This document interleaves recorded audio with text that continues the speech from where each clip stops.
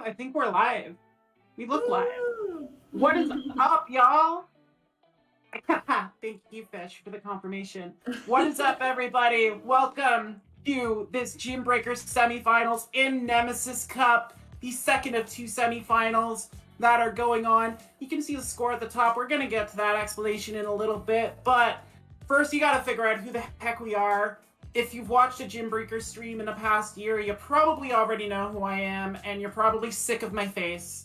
But too bad you get me for another 4 hours today anyway. But to reiterate, my name is Final Boss AJ. I am a member of the Canada B team in Gymbreakers. I am a platinum level battler, and I will keep saying that. And I will also keep saying I beat the European champion in Gymbreakers, so we'll just keep mentioning that as much as I can. But yeah, every time. of course, why wouldn't I?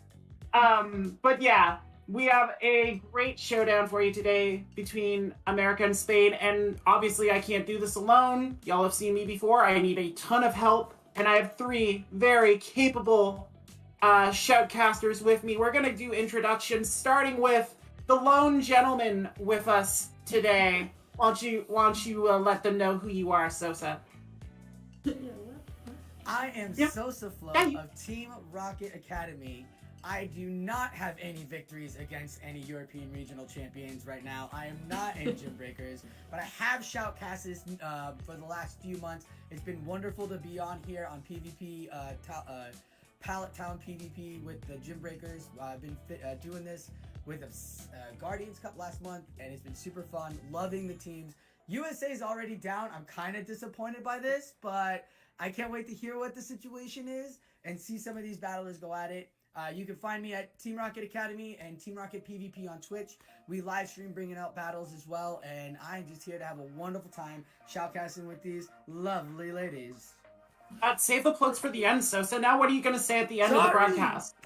God, Go see already my off the face. rails. I don't know. Next up, a well-known name in the Pokemon Go community, Speedy.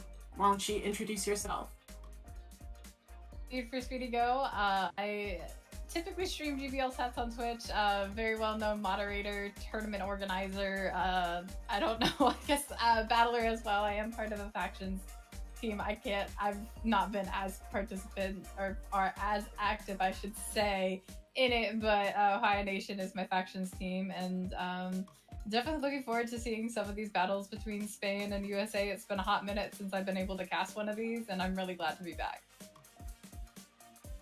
Happy to have you, as always. And speaking of factions, last but not least, my dear teammate in factions is with us today. Kaz, let the people know about you. Hello, I'm back again. I've started doing more and more of these, and I'm super excited to chat with y'all about these Nemesis battles. It was a really fun cup this month.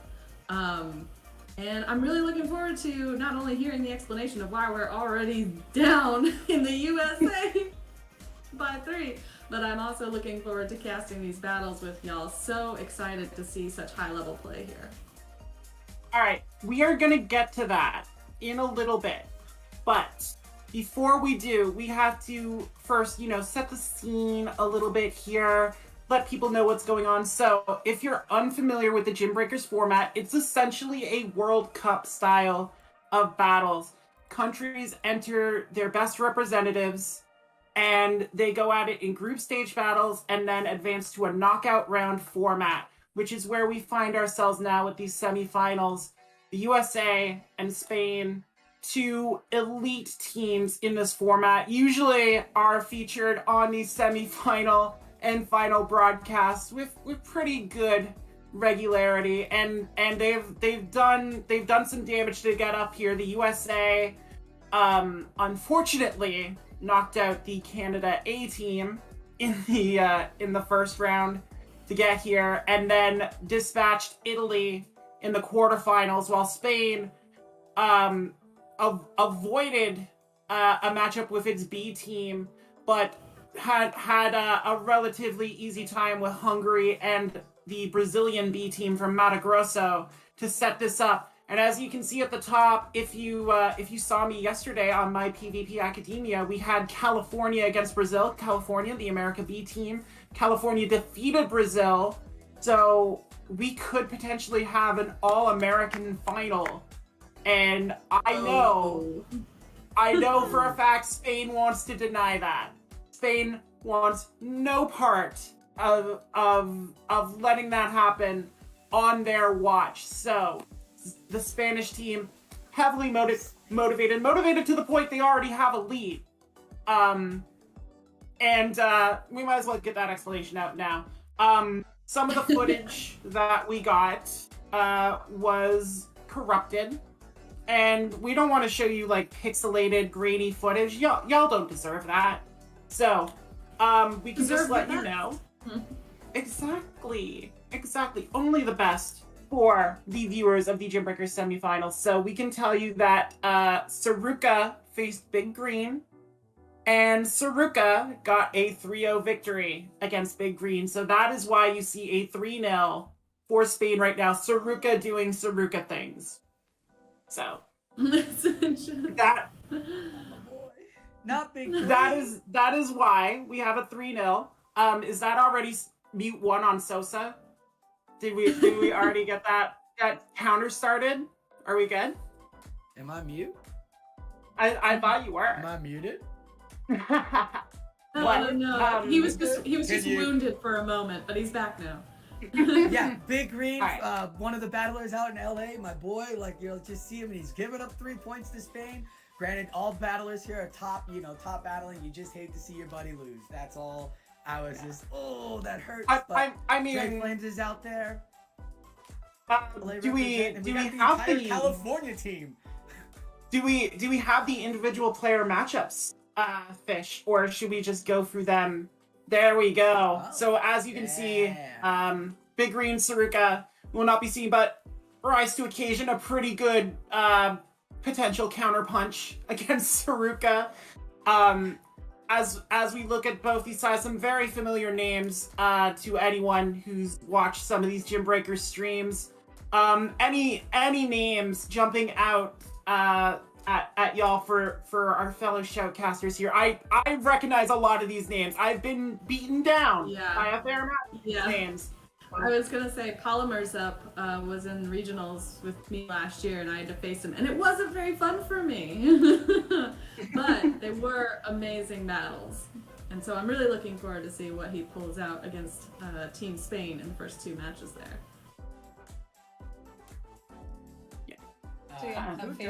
Who doesn't know the name Vani? Like, it's like Spain and Vani, or it's Vani and Spain. Like, you know Vani, we've seen him numerous amounts of times, so he's such a great battler.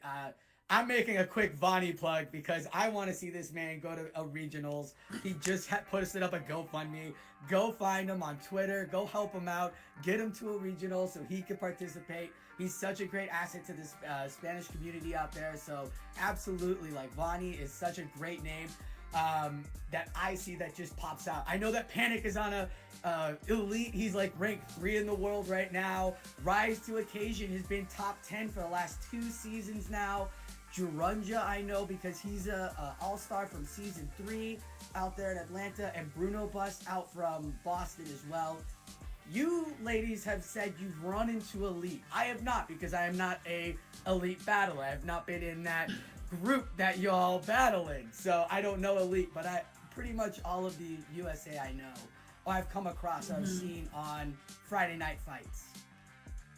Yeah, actually facing Elite approximately, probably I think 2 weekends ago in an Open Great League practice tournament for regionals, and I remember the first game, I just ended up getting my butt handed to me, and I was like, okay, what do we do? And I ended up pulling back the second game, but he took the third, so definitely remember those battles. It was like the losses I had in that tournament were only like 1-2, so they were definitely close. And I like you say, like, Danny actually ended up getting the GoFundMe very quickly filled up, so hopefully we should see some really good action from him. I think it was the Lily one, or like whatever that one is, that regionals, he posted confirmation for it, so We will definitely Okay, not well. be. This is not the last thing that we will see from Vanny for sure. It's gonna be because these regionals have been so great. So what's up, AJ? So I would post a GoFundMe to try and get me to Columbus, but I have a feeling I'd be worth about $15, maybe. But Oh, come on, that's AJ. fine. I'm underselling myself, but I gotta. For you. Yeah, I how about for appreciate every 15? We'll do 15 No, more. just 115. I'm only donating 115, AJ. See what happens. I want to Okay, give well, a quick shout out to Paula Shah on the Spanish side, one of the best battlers in Spain, the second woman to hit elite status in Sylph this season. I thought it was gonna be me, but some waiting issues occurred, so. But we'll figure it out. Paula Shah, a great member of the Girls at PvP community, a legend. And I see her in chat, so I know she's gonna hear me say all these beautiful things about her. I hope she appreciates it. And yeah, just a reminder to those just coming in, Spain has a 3-0 lead because we will not be showing the Saruka versus Big Green matchup because the footage was not usable, as Fish on a Heater is alluding to in the chat. So Spain just gets a 3-0 lead, but I've been talking too much already, probably. So why don't we start getting set with some of these battles here? And I know he was already brought up earlier, but we're gonna get the number 3-man and Self in action right away. Panic is gonna be in the first matchup we show you today against, oh my god, I believe I'm pronouncing that right. We will be riding along with Panic on that. Kaz and Speedy will be taking you through that as we get you set to start the second semifinal, and get you some of these elite battles. So Speedy, Kaz, if you wanna set us up here, we'll get underway. Well, Awesome, taking a good look at these awesome. teams, I'm definitely kind of like, I like the Shadow Maywile. I do have a little soft spot for Maywile though. It's true. A lot of people have a soft spot for that tiny little fairy. But I also I really liked Wormadam. I did not use my own in this cup, but I faced quite a few of them, and that is a little bug that packs a big punch. Yeah, I definitely am looking through. We do see some similarities between the Poliwrath, the Galvantula, and the Wormadam on both sides, but we see the differences in the and the Drapion. They're both similar. So the only difference is the Maywile and the Fortress versus the Walrein and the Gold Eyes? I just know it as Pumpkin. I just call it Pumpkin. Yeah, I know it's Gorgeist, yeah, is the evolution. Gorgeist, and Pumpkaboo is the little baby. Yeah, we see a lot of steel over on Panic's team, and the Poliwrath from Oh My God could really take advantage of that situation if not put in check quickly. Yeah, I think the issue is though with that being steel is that Wormadam, yes, it's steel, but it's also got the confusions that will hit Poly, and then the Galvantulas, you probably really don't want to get it matched up against, and exactly. Yeah, so it's definitely pretty interesting, but there's no fire. I feel like fire would probably be pretty good against Panic's triple bug team. There was not a lot of fire present in this cup at all, so really hard to come by, and that's why steels are so prevalent as we see here. I personally really loved Drapion in this cup. Like, it was such a great safe swap, and it could be a really great safe swap for both of them here, because even if you get it against Poliwrath, it can start chipping away really easily, and before you know it, you've been debuffed a couple times by that crunch. So I guess we should probably see how Panic and OMG end up facing one another and how they view each other's teams. Yeah, let's get into it. So right away we see Galvantula on Drapion, which is a surprisingly neutral matchup with the debuffs coming from Lunge on Galvantula's side. So we do see a shield from Panic going on the Galvantula. And then the lunge coming out as well, trying to get the debuff, making it the smart decision to shield the first crunch. Although there is the debuff potential for defense off of the crunches for the Galvantula. So it's a 50-50 on it. But since I guess the crunch debuff is a chance rather than the Galvantula's debuff is guaranteed, Panic decided to take that risk early on. Yeah, and we don't see a debuff. And we do see his own Galvantula from OMG come in to take this lunge and probably try to farm down. No, oh no, he's gonna swap. All right into the Mawile, which is not what the Galvantula wants to see. Yeah, but we do say that Galvantula with very little health could be a potential sack for Panic later on. We do see that discharge coming out, almost killing the poor Mawile, but they are even in shields. But health-wise, I believe the Drapion had a little bit more health than that Galvantula. But Panic is ahead on energy for the Mawile. Exactly. Well, he's almost up to a play rough. Oh my gosh, are we gonna see a shield from OMG? Does he know? No, that goes through for so much damage. Oh my gosh, Shadow Mawile. Oh my gosh, yeah. Ow. Yeah. Well, you called it Mawile. OP for this matchup. Yeah, I mean, it definitely has a lot of play, and so I think, oh my god, is sitting here maybe potentially going to bring the Walrein and the Poliwrath a little bit more heavily, but then he's also kind of got to watch out for the opposing Wormadam as well. Definitely a huge advantage for Panic only having to bring out 2 Pokemon rather than all 3 due to the fact that they did just... Oh, and right away we see the lead that you don't want for OMG all over again. Even this swap isn't like super great because the Fire Fangs are definitely punching down, and then also the pups are gonna start hurting a lot more. But it's like, I wonder if this is a pup and dip, since you know that you need to probably try to protect this Mawile. Yeah, but the Mawile is staying in an awfully long time, and none of these moves from the Drapion are going to be the most effective. But against a Shadow, it is going to start adding up. So will we see the shield, or he's going to let the Mawile go down? Although he has a pup ready, and that is probably going to be enough if Drapion doesn't shield.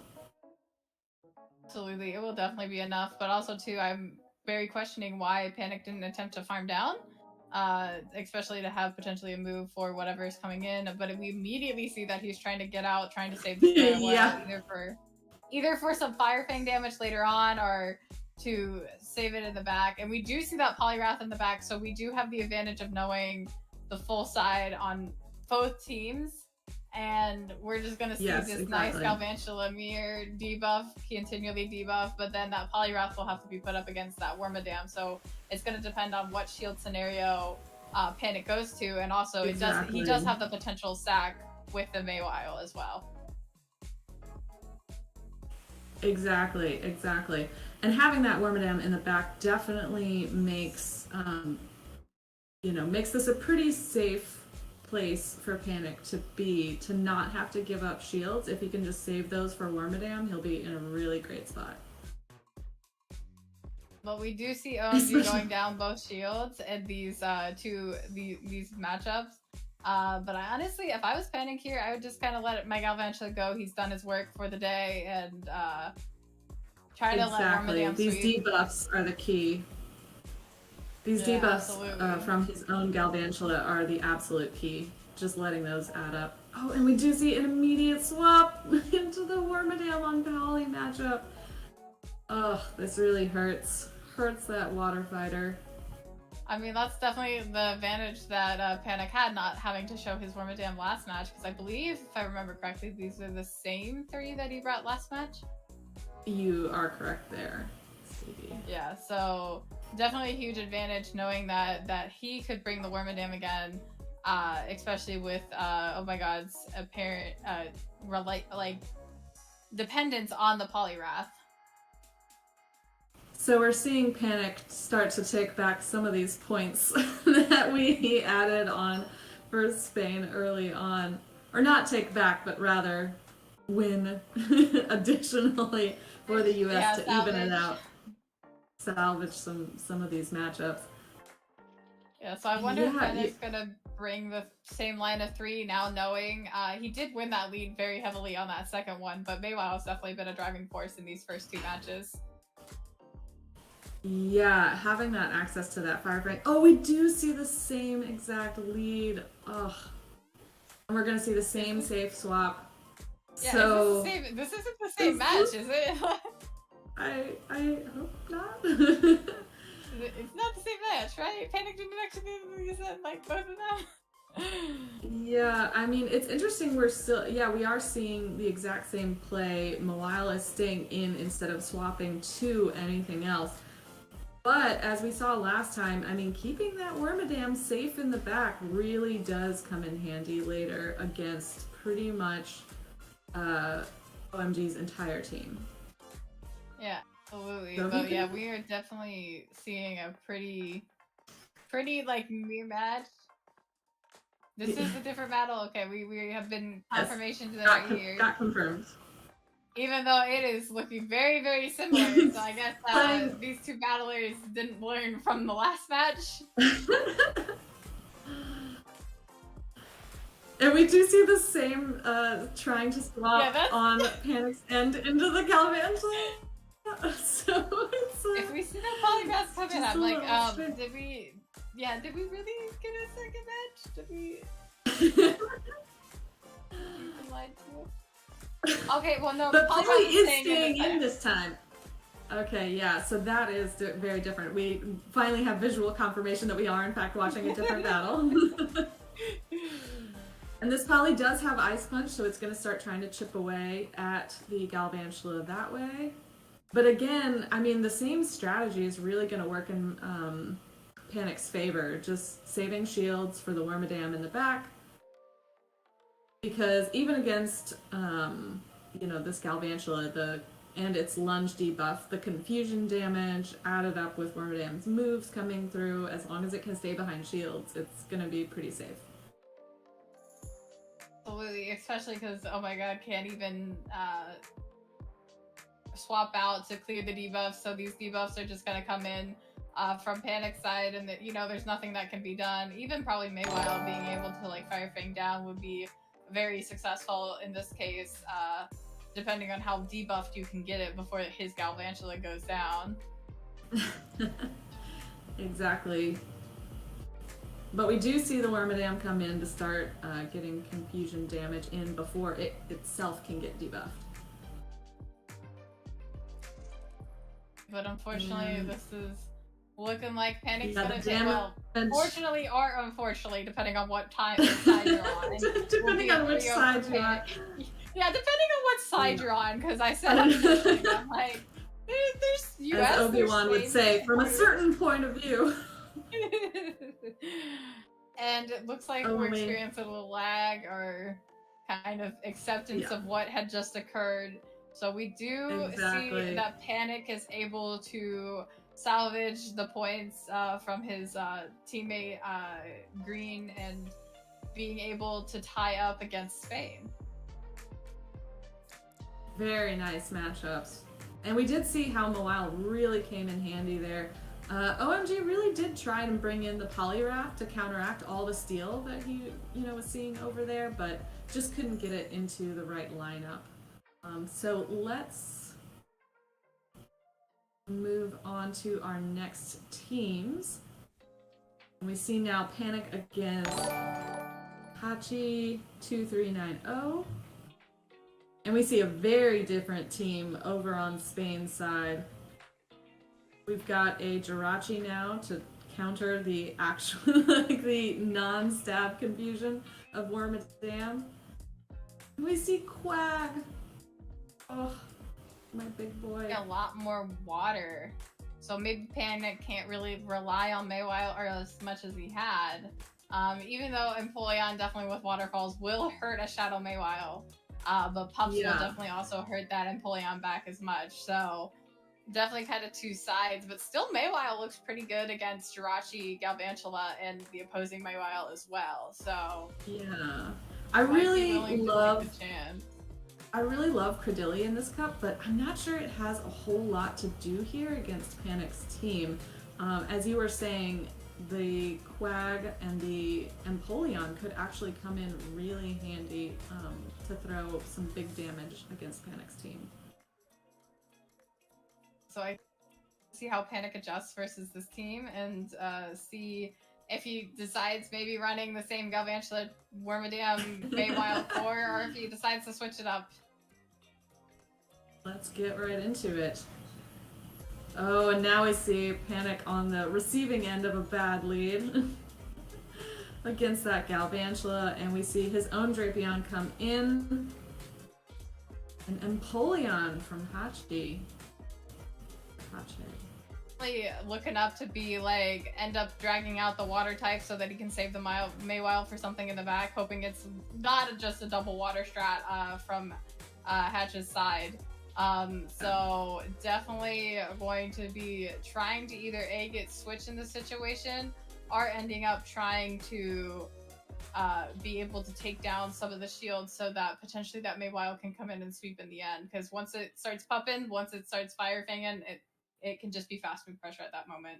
It can get away from you before you know it. We do see him trying to grab some shields by throwing Rapid Fire Aqua Tail. Will Empoleon try and save it? No, gonna let the Empoleon go. In comes Galvantula, probably to try and farm down. Just to build up some energy so we can get some debuffs going. Yeah, absolutely. But we also do know that Maywild is probably going to come in, and it does not like taking the discharge. So especially with this Galvantula with a whole bunch of energy, Panic being down a shield. I don't know if Switch is really worth it. Maybe trying to get energy either on your own Polyrath or something like that so you don't show your whole team. So now Hachi has the advantage of knowing Panic's entire team. And then also too that energy advantage that on that Galvantula. Well, we do see the Quag coming in here, so it is actually a double water strat from Hachi's side. So yes, exactly. Saving the shields and that strat wouldn't have truly worked out in the end, especially if the Maywild ended up taking either an EQ or a continuous discharge from Galvantula or the Hydro Cannon from Empoleon. So exactly. So now we see that this Polyrath is probably going to look to build up some extra energy to have against that Galvantula coming back in, because that Galvantula was pretty loaded. I don't know if it's at, I cannot recall if it's at the full move or if it's just right on the edge. And we do see Hache starting to give up some shields now, knowing that this Quag is going to be the only win con. It's truly going to be the only win con, because I think that Galvantula is only a couple off from another move. As long as you just end up getting this poly down, you should be able to probably discharge the Maywild, and it's so squishy and fragile that it will end up going down within a couple of full switches. Exactly. We do see him saving a shield and bringing that Maywild back in to take the damage from this Galvantula. And hopefully, Polly can do enough. Oh no, it's not gonna get there in time. Oh, even if it had, Hache still had a shield left. So that would have been GG's. Quag was just to try to waste energy, was very smart on Hachi's side, as Maywild is just so squishy, and so I think that's why when you said you didn't really see much fire in this cup, that's why, is because it's just very fragile fire that exists in this cup, so. Fragile, the fires are not known for being the tankiest, but they can dish out a lot of damage. Well, we do see this, like, extremely neutral lead between the two. It's gonna be a matter of CMP and who debuffs first. I mean, an unshielded lunge still does quite a bit against a opposing Galvantula. So will we see a shield? Yes, Hache puts that shield up and gets their own. Switch. Snuck in on Panic's side, so he is ahead. Mm-hmm. So now they've both been debuffed once. But yes, Panic is ahead by 1 move and gets there to get a second debuff off. Probably won't see a shield from Mahache's side. Galvantula can just barely survive that and throws its own lunge to try and get Panic's Galvantula further down. I wonder with Panic being 2 ahead, and especially also being head in health. Oh, it looks no, like we he's going see to be lag. able to. I mean, it looks like he's going to be able to farm down, and I'm assuming that is what's going to happen once all the damage registers on the 2. I would assume so, yes. Even Yeah, so having it been looks debuffed twice, yeah, he'd be able to farm down. Yeah, it looks Now like he the has a damage went lunge through on ready. both sides, and definitely a huge energy advantage on Panic's side. Oh, and So we see do Quack that- come back in. And will he be able... Oh, no! He over-farms and cannot get to all that energy that he had stored up. So actually, as interesting as this is, Hatch is at an advantage because now he has an energy advantage, as Panic wasn't able to make up either of those moves off. I don't. Yeah, I, and I this, believe that which was- means this Quag also has not been debuffed at all. So moves are going to start registering and hurting this Poliwrath, even though they're not super effective, they're only neutral. Yeah, I wonder if Panic was trying to go for a back-to-back and then it just didn't take into consideration on how damaging Mudshots can be. Attempting to catch an EQ on the Drapion, but I'm assuming that, definitely assuming that Quag has a move stored currently. Just trying to get crunches, potentially going for defense drops on the Empoleon, as there's only so much you can do. And we do see a defense drop on the first one, so this could be very beneficial to Panic.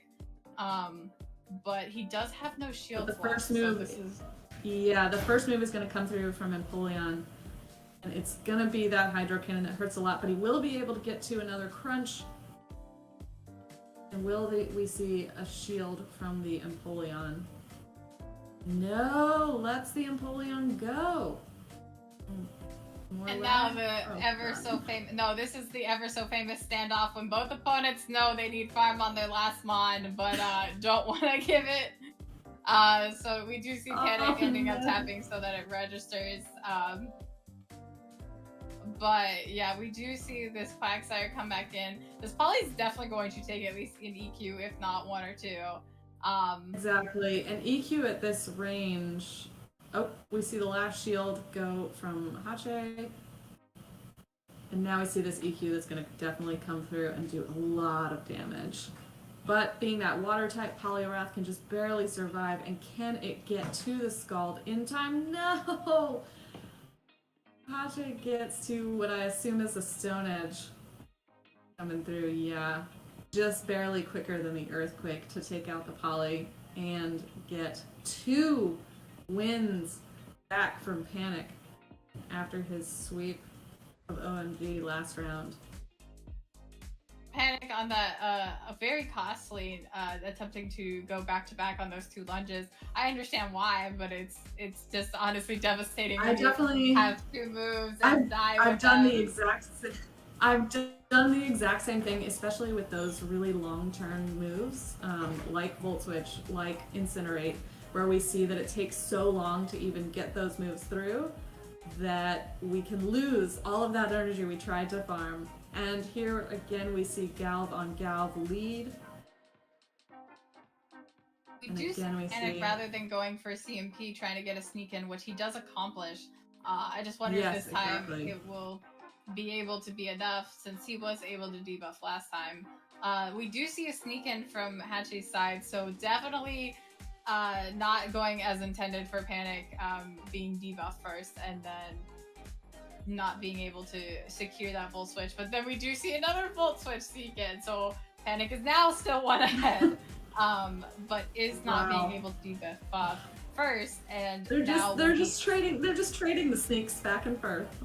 Yeah, absolutely. But Panic is able to deny that sneak before the end of it, so we do know Panic is ahead. He won't be able to farm down though because of the debuffs being done first. Not this so time. We do see Panic going, instead of trying to farm down, using one of the last moves on his Galvantula, and we do not see a shield from Hache's side. I'm assuming to come in and probably farm down. Exactly. Going to just hit with that Empoleon. And Drapion's going to come in and try the same strat as last time, get some debuffs going on this Empoleon. Knowing that in all likelihood, it is going to be that Quag in the back again. The double water strat has worked really well for Hache so far. Absolutely. So we're gonna just see if Panic wants to shield his Drapion. He does not. He wants to save it for that Polygraph, which is smart because we do want to try and protect him. He is immediately coming in with a Polygraph, trying to outpace them. Empoleon is unable to make it to the Dynamic Punch, so has to make the decision if he thinks it's Quag in the back, what's going to do more, Drill Peck or Earthquake, and decides to shield the Drill Peck. He's looking to build up a lot of extra energy on this Polygraph, giving up a shield in order to gain that energy. So I'm gonna have to see if that ends up paying off. I mean, the fact that Empoleon is not swapping out really does lend itself to the fact that Quag is in fact in the back. So we do see that Poly building up a ton of energy once again, trying to get ahead of where this Quag is.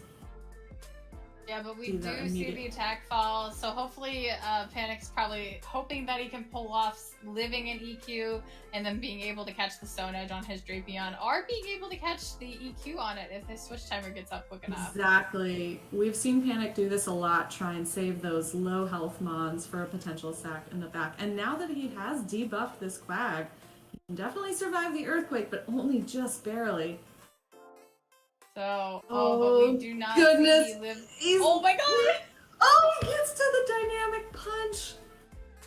I was actually about ready to say that he doesn't live the mud shots, but I was proven wrong. I know. Yeah, by, as Benny would say, that 1 HP and a dream. Yeah, as we also do see a CMP tie, so actually instead of the Drapion being used as a sack, it'll be used to finish off. Oh, can just barely survive the mud shots from Quag. Oh, incredible final matchup. Panic taking back a point after losing the first two to Hache. Very nice. Very well played. I find it very interesting on how the difference between Game 2 and Game 3 Panic learned on where he needed to value his shields and how differently those situations played off. Exactly. Since we saw the same lead, trying to see how the Galvs changed up even their energy usage in that first match, leading to Panic being able to win the lead and use that to his advantage with those shields. And great matchup. God, can't get over that ending. So who we got next up? Okay. So, it was really interesting knowing, too, that they both kind of used the same mons in each matchup, but how the strategy changed just a little bit each time. Like how he felt after that second matchup with the unfortunate situation of not getting that lunge off, because I probably would have won him the match had that Quag been debuffed at least once, if not twice. Exactly. And it can be so hard in those situations. Like I said, I've been there before where you're like, no, I can get that energy. I can get that and I can use it. And the game is like, no, you can't. And it really does hurt. Really does hurt just right here in the heart.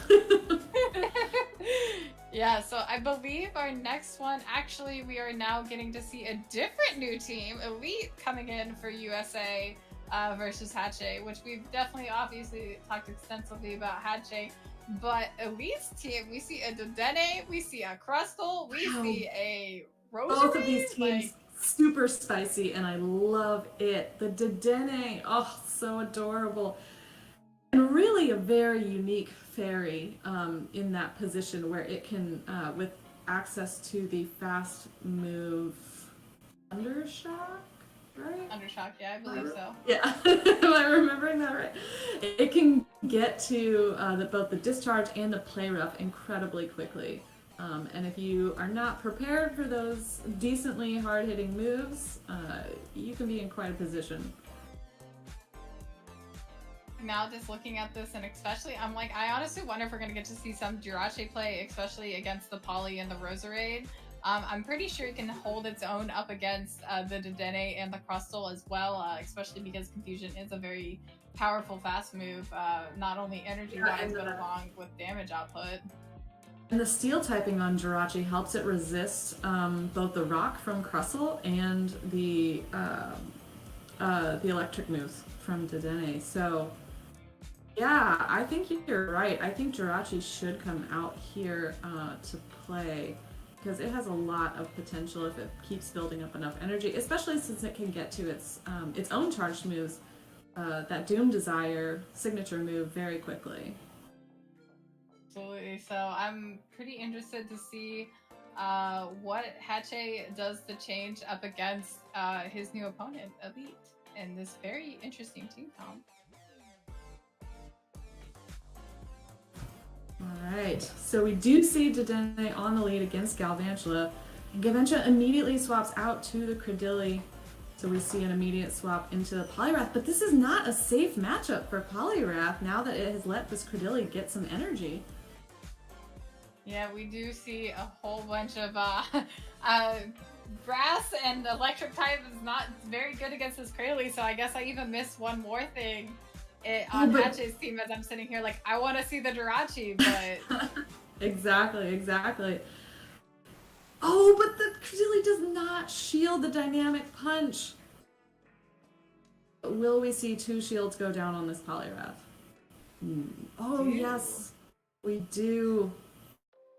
And it's going to just try and farm down, build up some extra energy. Will it be able to? No, he has to throw the ice punch. Which is just also revealing Polly's moveset, so that knowing that there isn't any sort of things. But we do see Hache trying to save the Credilli, but it's one of those actually infamous dying through the shield situation, that actual 1 HP that does register when you shield. So for Hache, going to have losing any energy that had on that Credilli. Yeah. And Galvantula is able to farm a little bit, and we see Walrein in the back on Elite's side does not want to face this Galvantula, so Dedenne comes back in to face the Jirachi that we talked about before the match started. Yeah, this is going to be very interesting. It does seem like Elite is going to continue staying in, trying to catch a move unsuccessfully. Warren is just kind of put in a little bit of pickle here because it's definitely not going to be enjoying these Doom Desires coming off. And it's not going to be able to really do super effective damage from Icicle Spear at all, but it will throw 1 just to try and get maybe that last shield from Hache's side. I feel like it's it does actually end up getting the last shield. And Hache actually throws the energy here. Interesting. I would think they might be able to farm down, but no, gonna throw that Doom Desire, get the Walrein all the way out of the way, and it is going to go down to this discharge from Dedenne. Yeah, I think Hache is Elite is very well managing his energy because he knew that on both of these, on the counting and the moves set timing as well. But Lunge not doing super effective, but this Dedenne does have to try to make it to a play rough before this Galvantula makes it to another Lunge. And the Galvantula! So Galvantula and its high attack. Yeah, a Galvantula and its high attack winning the day for Hache. Yeah, so I didn't end up seeing how powerful that Cradley could be because I was just so focused on the Jirachi, but Hache used it to his advantage, and Elite running a double water team did not really want to see that Cradley.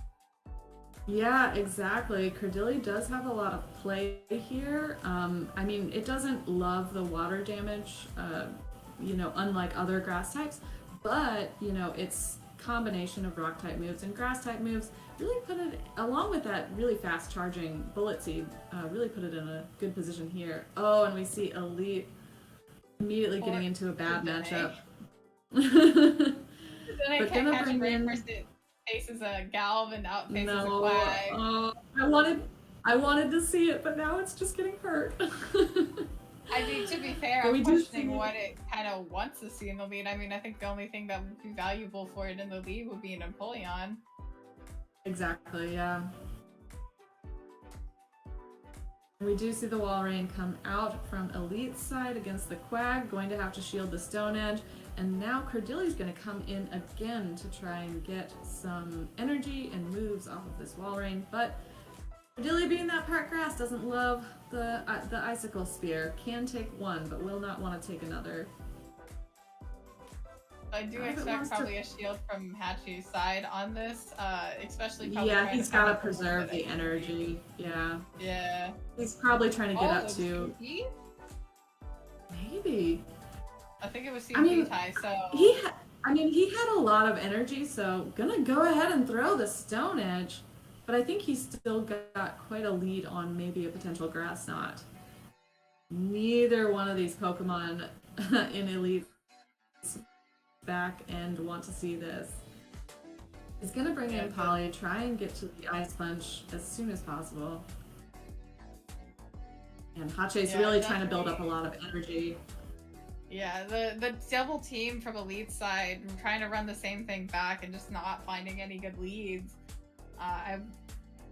Honestly, this Cordeli's trying to definitely do some work up against this double water strat, and so I think Hachi actually ended up double shielding it this time, so definitely realizing how valuable that Cordeli is against Elite's team, especially when he's running the same line 2 times in a row. Exactly. Oh, and we see Quag take that dynamic punch right to the face. All shields are down. He's got to bring the Cordeli back, right? Because it's got energy. Yeah. All right. So the Grass Knot is going to come out against this Poliwrath and take that out of the game. And we still have Dedenne in the back, going to do its best to get a little bit of extra farm, but no. Gotta throw a move against this Cordeli. It's got way too much energy. Yeah. Yeah, have we seen Hachi's third Mon or not? No, we haven't. So now the Jirachi's coming in, but... Oh. This Dedenne really is not helping out poor Elite on this team. And I do think it's going to go down to one Doom Desire. Yeah. That part fairy typing really cannot take that steel move, unfortunately. Sweet baby. Yeah. I really will wonder if Elite ends up changing it, because this is... he's run the same line the twice in a Dedenne really... row. Yeah, and Dedenne is really not doing him any favors. But if he's going to leave Dedenne on the bench, then what is going to possibly come in to try and help here? Roserade is not going to be safe against the Jirachi. Yeah, but I mean, Roserade at least would have a Fire Weather Ball for the Cradily, but we do see actually a Wormadam now in the lead. Yeah, so Wormadam comes in to help his double water strat.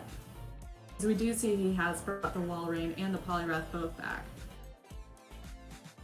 Yeah, and he does actually end up sneaking a Confusion in there, so definitely getting some extra attacks in does help, because Galvantula, even though it does win CMP in certain situations, almost all of them, definitely is not the bulkiest thing in Great League.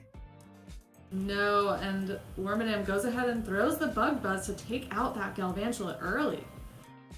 And we see Walrein come back in against Jirachi, which we know is not really the best matchup here. I wonder unless it can land the Earthquake. Yeah, I'm wondering in case he wants to try to save this for the Cradily that we're assuming is probably in the back. So I'm assuming probably a bait here as well, trying to get some shields, because he does realize that this isn't the most successful matchup for this Walrein, but is kind of put in a pickle here because he can't really bring in the Shadow Poliwrath to the Jirachi and just probably being so grateful. Yeah, exactly. Does force a shield from Jirachi, making it think that it has the Earthquake. Gonna throw up another one against the Doom Desire and will go straight for the Earthquake this time, hoping that Hache does not use that last shield, but he does. They both use both shields in this matchup, but now Walrein is at the energy disadvantage. Absolutely, almost making it to that earthquake, but ended up falling down a little bit too short. I would have assumed trying to maybe try and CMP to get at least a little bit of chip off with an icicle spear. There's not much you can do in the CMP, and I'm assuming with how skilled these battlers are, that's something that was potentially on his mind. So we do see the Wormadam coming back in. I'm assuming trying to get to a Bug Buzz before Hatche does end up switching to what his third mon is. But we do see another CMP here, so it is the chance of, is this Wormadam XL or not? And, oof, no, just barely cannot take that Doom Desire. So we do see Jirachi actually just like being a complete menace here, being what I predicted for poor little Jirachi for Hatche. And the Shadow Polyrath cannot even take the Doom Desire, has to throw energy here, and will be met with that menacing Credility in the back. Won't be able to even get to a charge, will go down to the Bullet Seeds. Ugh. Really tough matchups for Elite there. The double water strat on his end really not helping against that Jirachi especially.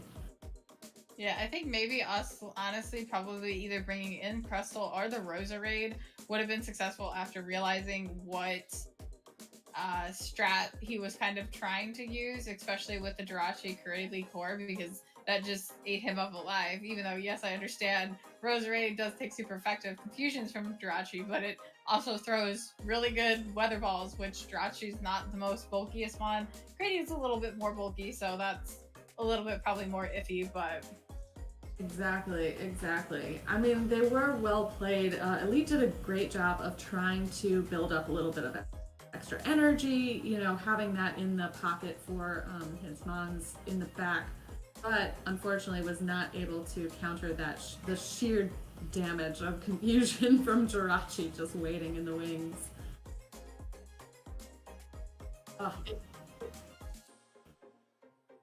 We've had some incredible matchups there. Now we are ready for the next ones with our fellow casters.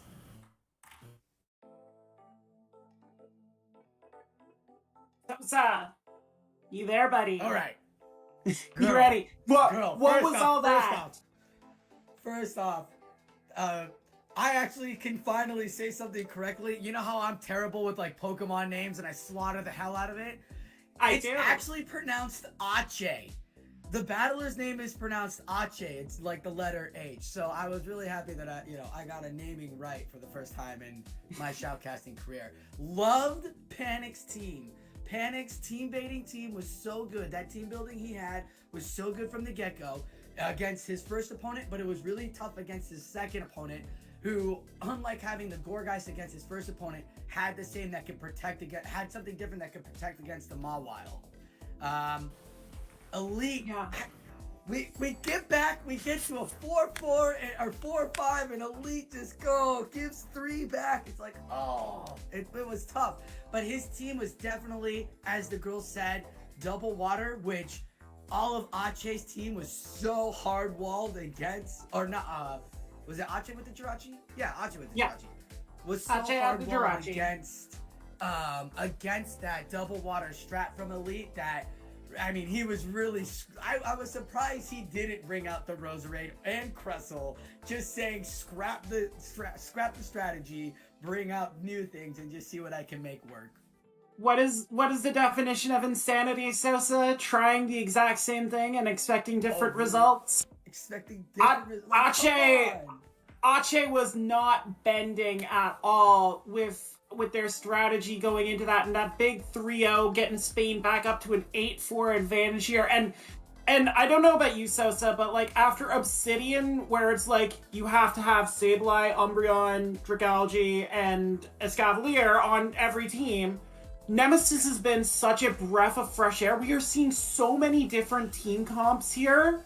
It is just fun. I don't know who to focus on. I don't know to focus on the Mile, which was so prevalent on the California team yesterday, and Panic might have been in on that, so we saw it with him. The Jirachi coming out from Hache. we didn't see Dedenne at all yesterday, and Elite's like, I'm gonna bring the little fairy mouse and see what happens, and unfortunately it didn't go great, but I just love how much variety Nemesis is offering with all these team building strategies. This Sylph meta has been it's one of the toughest ones. I'm not gonna lie. I'm really happy we've got Firefly this next month, where it's really just like a couple of typings and that's it. But Nemesis Cup is for sure a team builder's dream come true, because you can build your team to do whatever you want, however you want, cover whatever you want. I mean, at first I was sitting there looking at you and I will talk about our fighter and anti-fighter. I want to know what your fighter and anti-fighter are. You have to ask what my anti-fighter was. I mean, come on. Was it Frostlass, right? You should go Frostlass, right? Yeah. Okay. Cool. It's great. I was sitting there and I've been like at the beginning of it, I definitely was believing in the Poliwrath hype, right?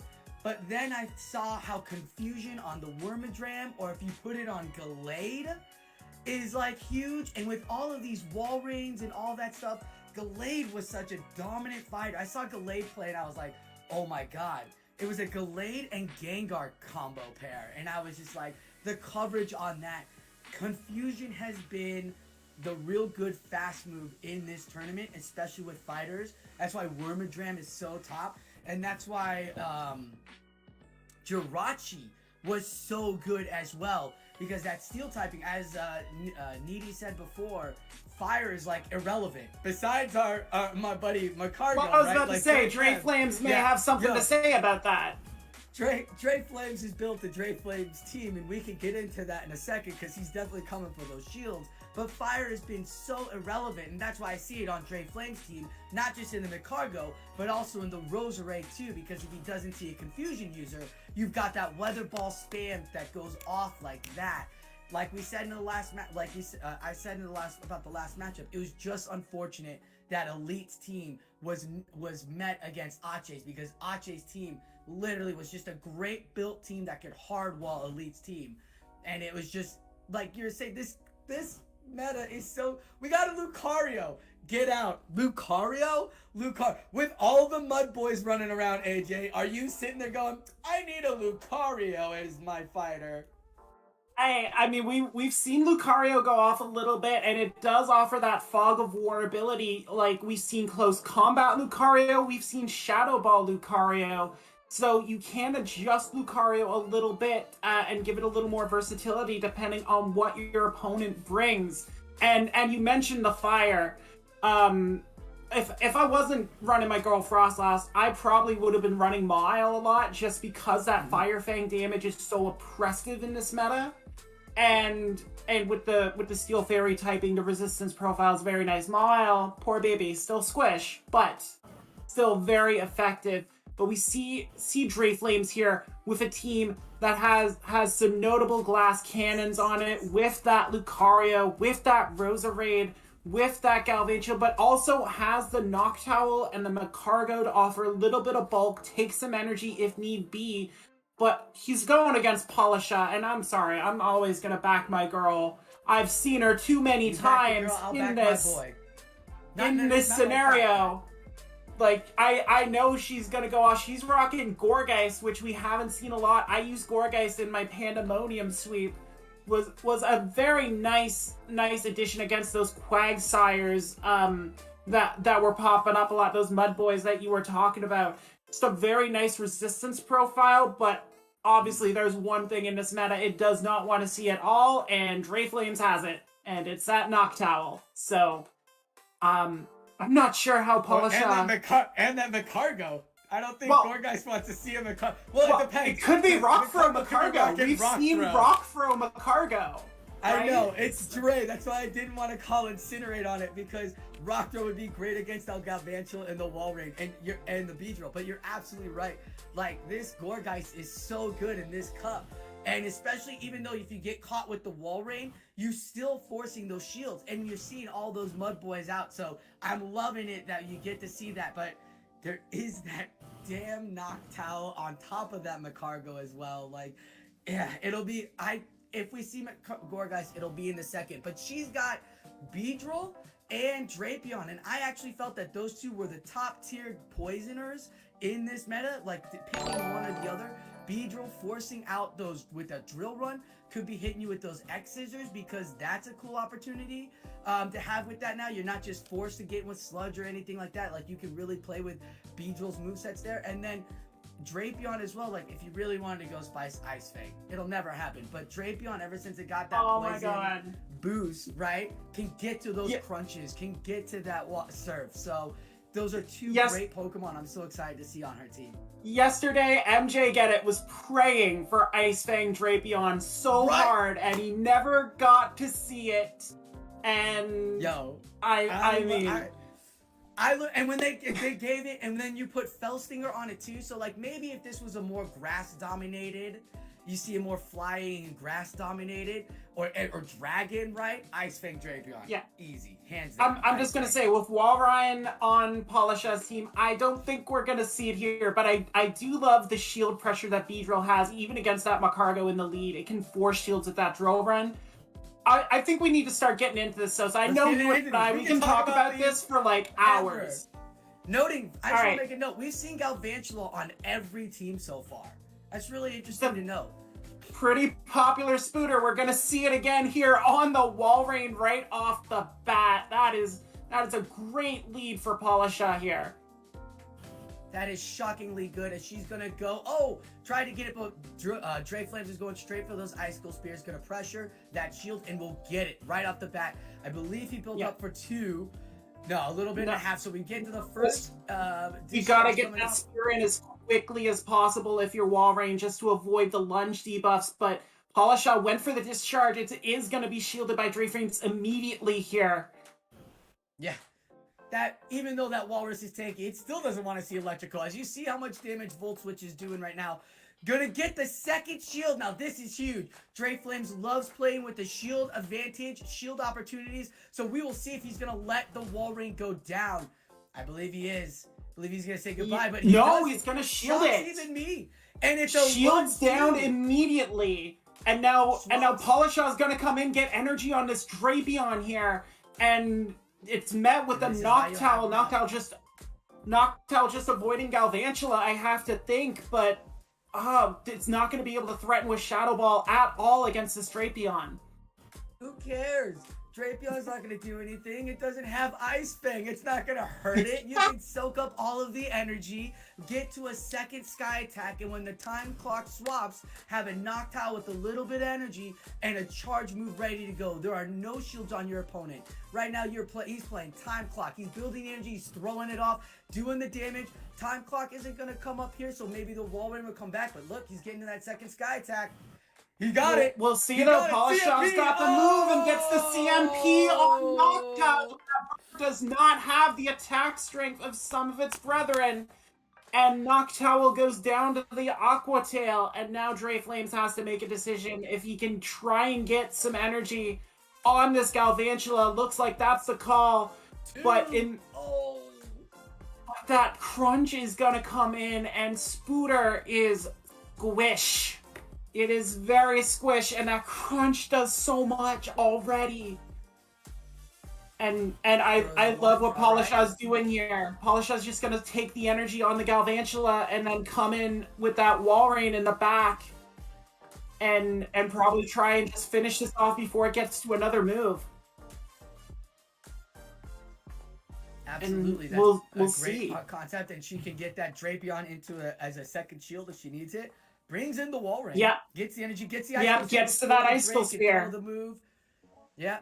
And Draflames got a little bit of energy on that Walrein. Not enough to take out this Walrein. Not enough damage. Like, this Walrein's still thick. Even if he had an Earthquake, this Walrein is still thick. And Polisha's getting the 9th point for Team Spain here. And she's going to wrap it up with this Walrein.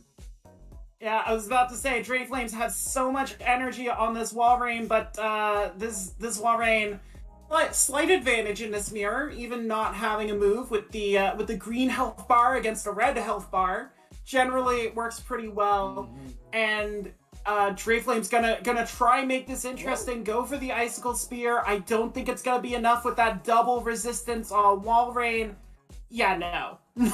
Wallrain shrugs that I off. was He's like, just surprised. I don't even need. But I don't even need to worry. Trey's in the KO range of that icicle spear. Like, I guess you can build up to the earthquake and just throw it in the red against Wallrain. As Polisha takes that matchup, that was great. That was great. Way to do on Polisha too, to see the adjustments and keep the You Drake might down as well alive in be the back. sure. You Right. End on an exclamation point. End on the, I know this earthquake's gonna not 1 HP in a dream. Dre Flames here. You don't want to make that mistake. You just go for the certainty, Sosa. You know you can get to the earthquake after the Wallrain fires it off. You might as well just go there and be like, no, there's no chance. We are putting the exclamation point as we go in. Macargo against Right Beedrill. into it. This is what I told you about. Oh, it's Incinerate. And Polishaw responds with that Polyrath, but Dre Flames coming in with Galvantula. And Polishaw's gonna have to rely on Ice Punch to try and get some damage on his Spooter, but that is not a fun proposition if you're a Polyrath user having to rely on Ice Punch. Especially with that shadow debuff, like hurting your defense, these Volt Switches are doing extra damage to chunking away. The lunge will come through.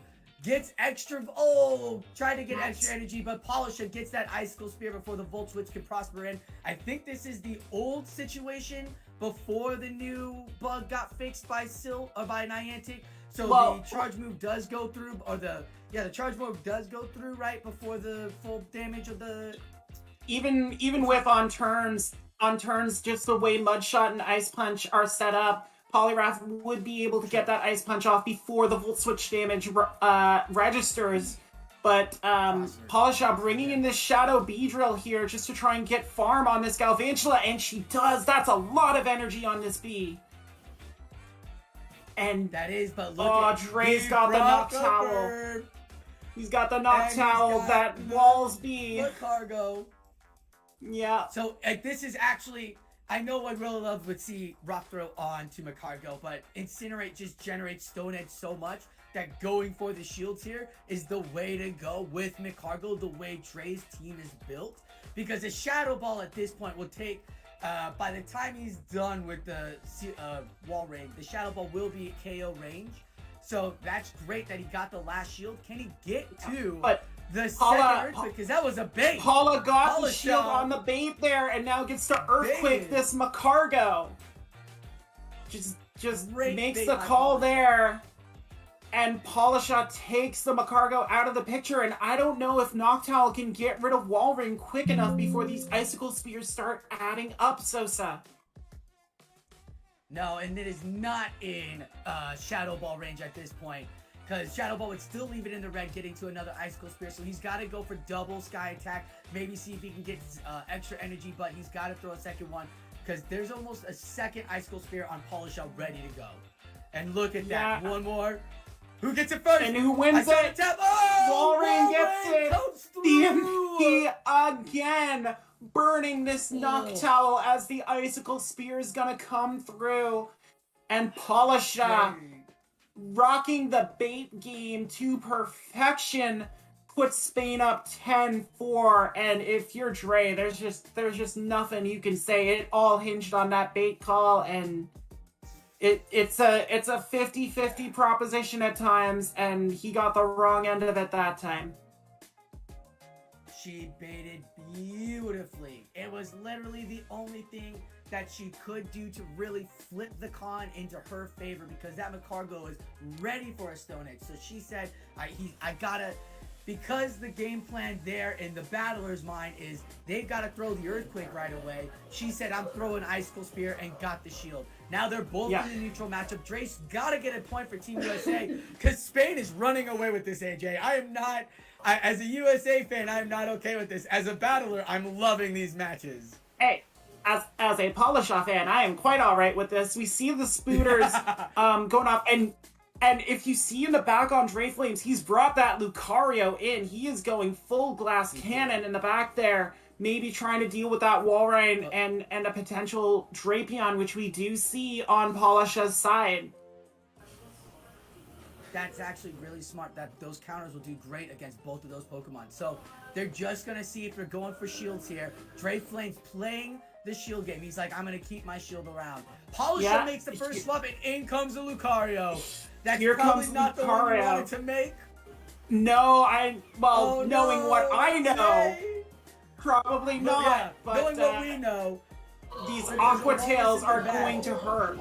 And Drapion gets to them so quickly. Dre has to use his shield here to protect Lucario and get something out of the energy on that Sinnoh mascot. And this is tough going shields down. And you see Drapion's already at another move. So spammy, that Scorpion. should have thrown the power-up punch sooner, because that's just extra damage there that he's missed out on because of the powering up of the counters, right?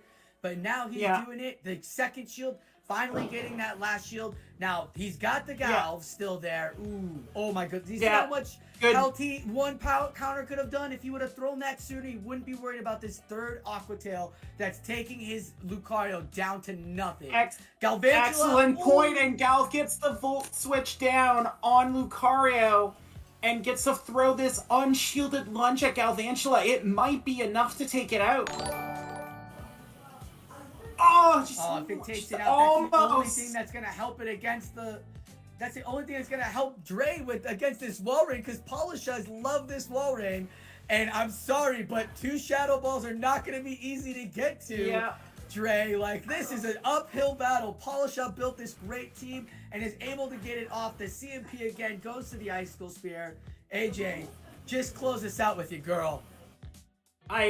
I mean, that Galv Walrein core has been so destructive in Nemesis, and Polishaw's playing it to perfection here, teaming it with a Drapion that just spams moves at will, and Walrein just deletes Noctowl from the matchup. 1 Powder Snow to get rid of the Scooter, and that is another sweep for Spain. Polisha doing damage, dousing your LA boy, and making sure that Spain builds a healthy advantage. We saw this yesterday. California got off to such an early lead on Brazil, made it 10-4, made it like 18-6, 21-7, and Brazil tried to fight back. But when you can put your opponents in this big of a hole, even the powerful American team, it just builds confidence. It lets you know that, hey, we may not have to rely on Vani for this one. We can get this to the point where we're all right. I see Dre Flames following. I hope he didn't hear what I had to say about him. That's why he followed. He's like, I need to find out how to get AJ's information and start telling her how to play. No.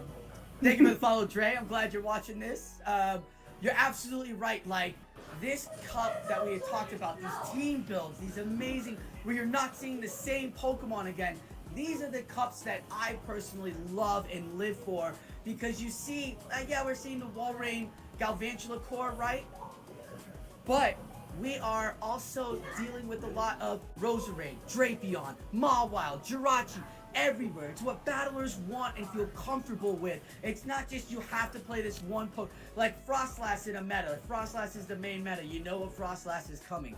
You don't know if Walrein is coming or if Beedrill is coming on Polish's team. You don't know what that McCargo is rocking because you don't know what Dre Flames is trying to protect against. So many great opportunities here. It is so unfortunate though, right? In situations like this, when your team is built and you think you got it good, that you meet hard walls.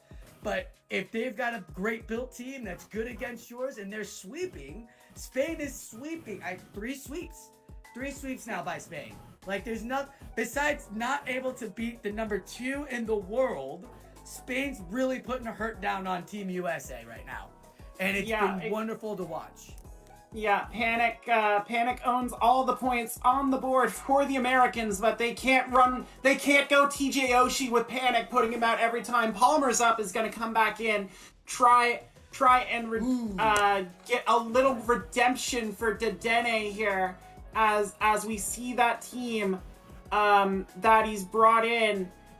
We got Dedenne, we got Crustle, which served as a very strong core breaker against that Galvantula Walrein pair, but no Walrein for JV Raroka, bringing Empoleon and Fortress going heavy steel, and he's got my girl.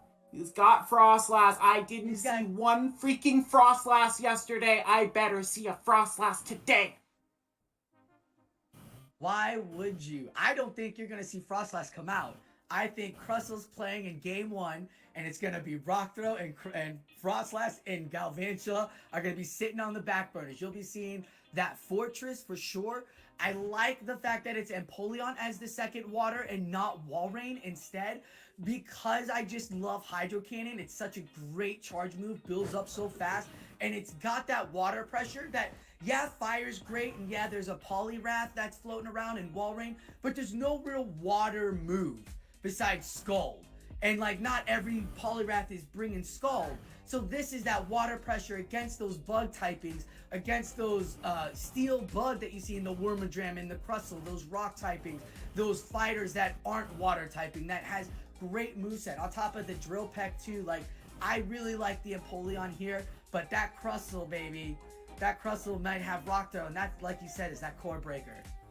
Don't forget Drapion's got Aqua Tail as well, and I wouldn't be surprised if JV Raroka's Drapion is rocking that, but that puts a lot of pressure on Palmer's Up's Poliwrath to come in and be the buttress against Empoleon, against Drapion, prevent them from being able to take away what Crustle's able to do against the rest of the Spanish side. This is why I like Nemesis. Like, you can't actually figure out like how you're gonna piece this team together, and you can pick your best 3 if you want, but it's just so dynamic. You have to just try and work that puzzle every time.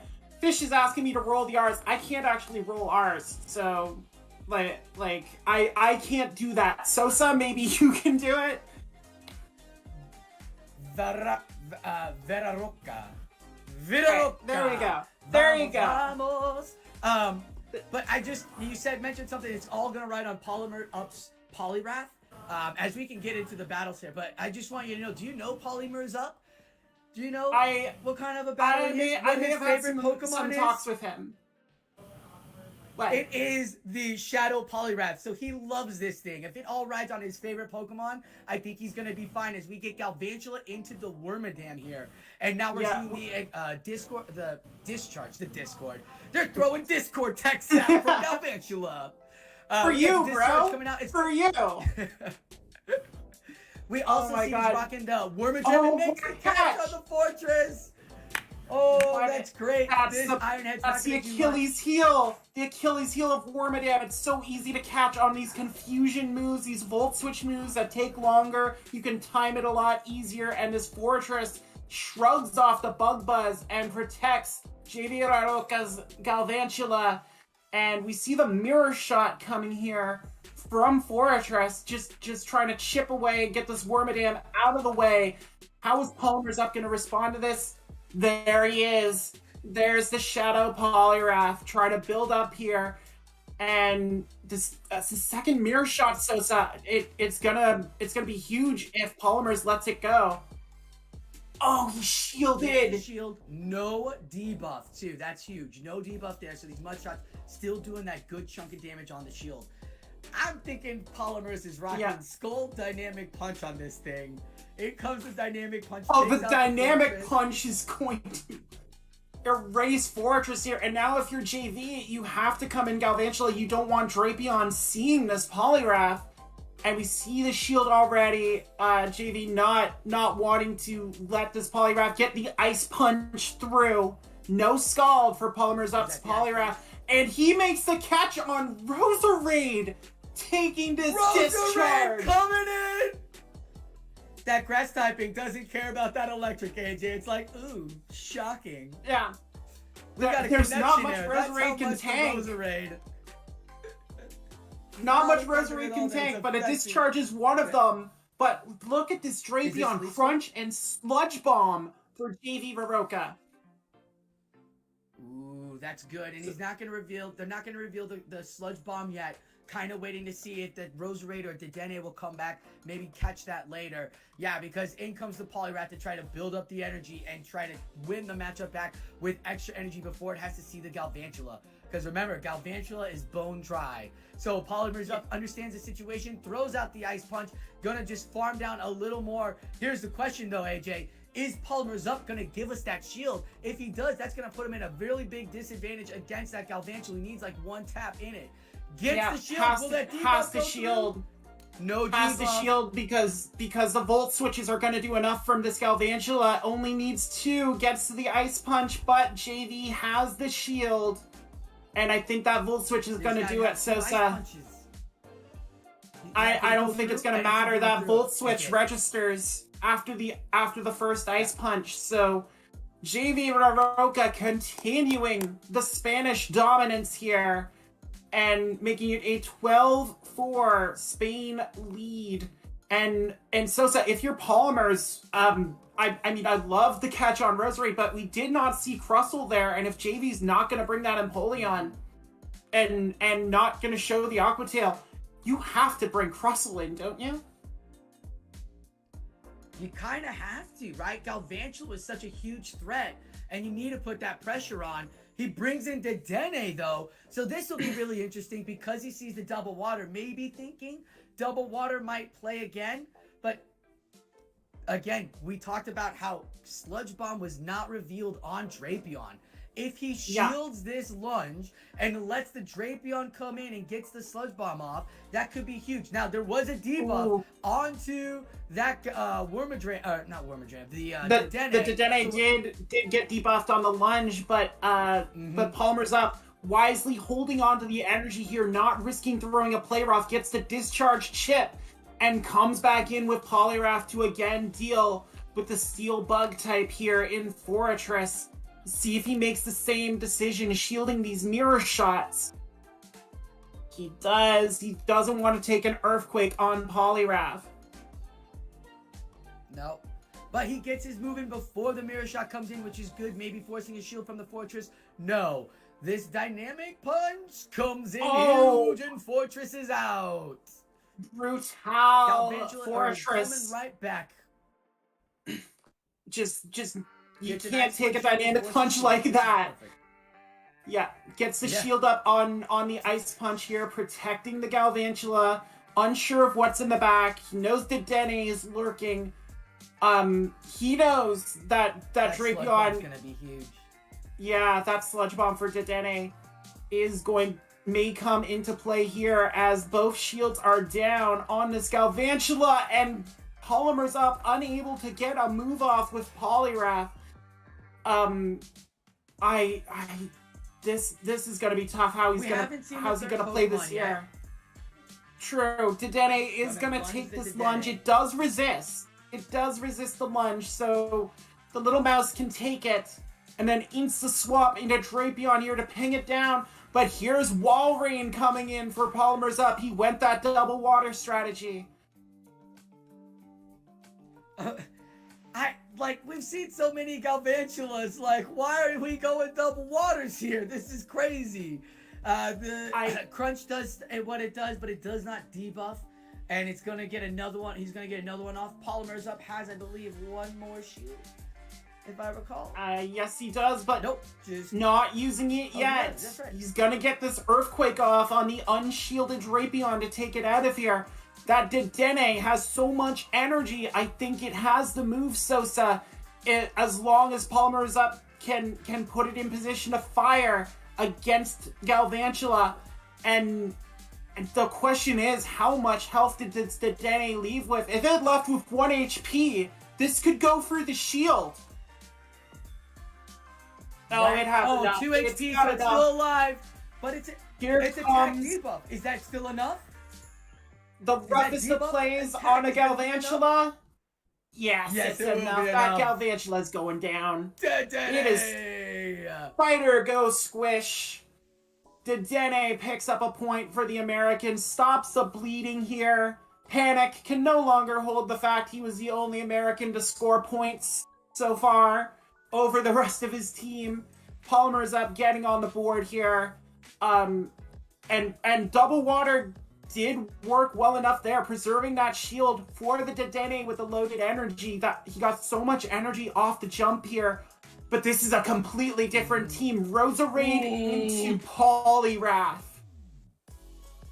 That's a lead you want to see. Now, depending on what Roserade has as the second moveset, Grass Knot, Leaf Storm, Moonblast, like all these weird things Roserade could be rocking. So we'll see if he keeps in there. It looks like it might be Grass Knot. Ooh, and you could see JV trying to catch a potential Leaf Storm on Drapion, but Polymer's up, keeping the nerve there, shielded the Ice Punch. He knew it was coming, and now gets to chip away at this Drapion with Weather Balls. And you look at Polymer's up staying in here. He must have a better answer for Poliwrath if he's staying in with Roserade against this Drapion. Oops. Which, I mean, it didn't stay long, but... Back, right? Yeah. Enough to do the chip damage, though. Look, he's tapping vigorously at that Sludge Bomb. This is where it comes in. It will not go shielded. You know it. Oh, this is going to be huge. He wants it. He wants it bad. Red. Boom! Not quite in the red. Not quite in the red, but that's a lot more damage than Polymer's up wanted to take on that Poliwrath.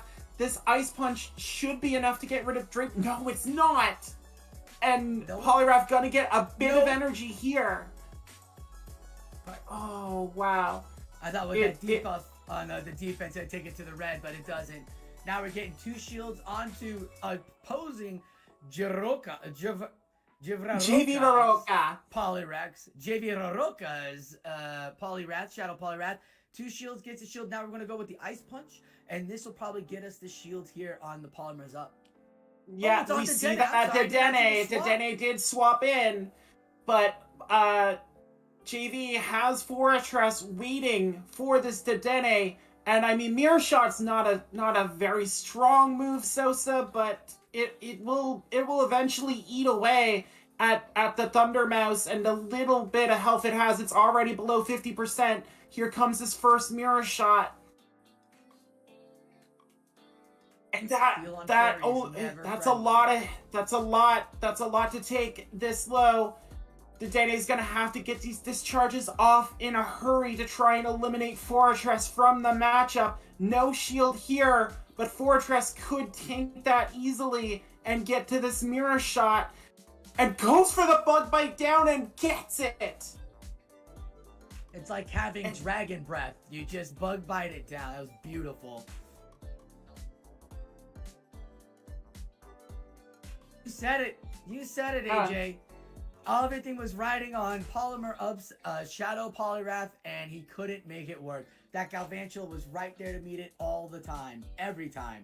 And if it wasn't that, it was Fortress or it was Drapion there. So that is incredible on Gymbreakers. He is correcting me. It is just a Roka. So apologies. Thank you for the correction. Aroka put in a lot of good work there with that Galvantula, with that Fortress. He kept his anti-fighter core out of it, sadly for me, but just excellent work with that Drapion, doing a lot of damage against Polymer's Up's team, getting to 2-1 for Spain, keeping that commanding lead for the European side. And if you're America, Sosa, and you are American, so I guess it's not that big of a stretch. What are you doing here to try and turn the tide a little bit? I am turning to my team and going, guys, we're having some unfortunate matchups. We're having some more unfortunate matchups down here, but we can swap them. We're still not out of this. It's 1st to 25, right? They're at the halfway point. We could be at the halfway point in this next set of 3 that we do. If we have 1 or 2 good sweeps, we're back in it. If not, we have wins up and down here. 2 1s. It's going to be a real big, tough struggle. So they kind of need a sweep to, like, balance it out. But they definitely need to start getting points on the board. The fact that 3 battlers didn't put any points in 3 matches is really hard to come by, as we've talked about before. Doing in factions, too. If you don't put up a point for your team, the chances are your team's not winning that week. So if you can get a point, even if it's a 1-2 for yourself, that's great. The fact that it's 0-3, so they got to start putting on points. I know it's really stupid to say, like, oh, you got to start winning battles. But you can't. You got to start thinking like that. You got to start getting better. You got to start making the adjustments because Spain is in it to meet California into the finals right now. And it seems like Spain has a really good team that builds teams really well. Yeah. Like great team building right here. The maxim from the Spanish side has always been get enough points that if we need to go to Vani, we'll go to Vani. But they're doing a great job here as we see, oh my god, coming back in against Elite. We see more Dedenne, we see more Roserade. Will we see Crustle finally, Sosa? Girl, Crustle be danged. That oh my god's Gorgeist can finally play. Look at the great matchup it has. 2 water and an electric.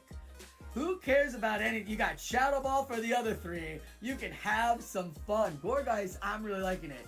I would love to see Crustle against that Galvantula in that Wall Rain. I don't know. Does Rock Smash do too much damage to Wormadam? AJ? It takes neutral. It takes neutral from the rock damage, but Crustle just so oppressive with that smackdown. I've seen it used as a counter for Wormadam Trash very, very heavily. And if that rock slide goes unchecked, you're able to take it out. But Crustle has to worry about Iron Head from the Wormadam Trash, which is super effective on Crustle. So it's a tough matchup, but it's see it. Maybe we don't see it. It's a better matchup than a lot of what Elite has to offer. I think Wormadam Trash is going to be playing a lot from our Spanish battler there. Roserade looks way too good. Yeah, Wormadam Trash was such a force in Nemesis, being able to fight back against those Walrein Galvantula cores, being able to handle a lot of fighters with confusion.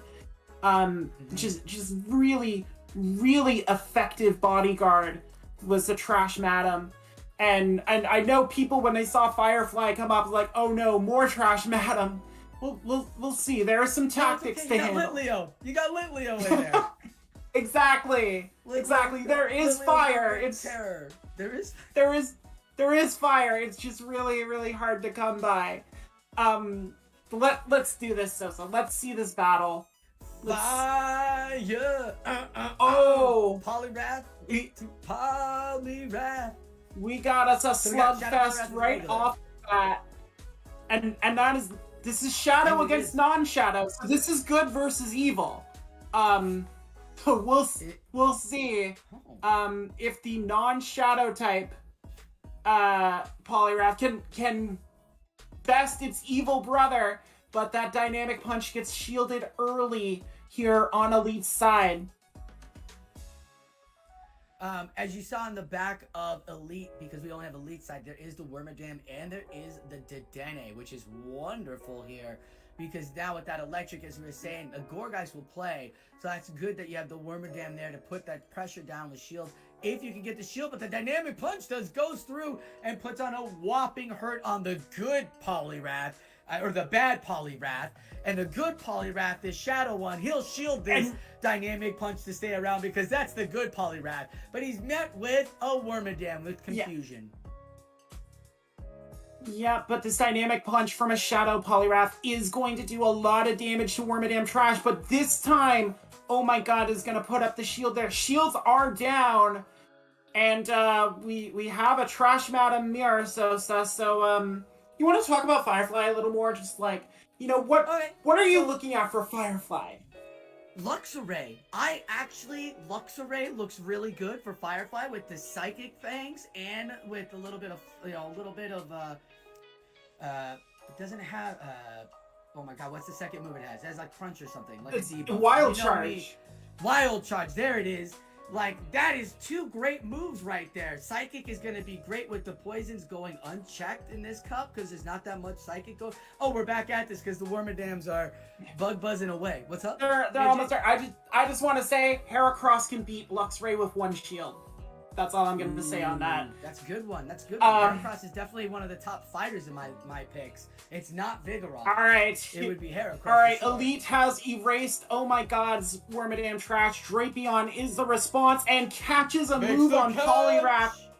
If this is Aquatail, girl, it's a crunch. No, though. it's Crunch. It's Crunch. It And is he the gets the harder hitting debuff. move and gets the debuff.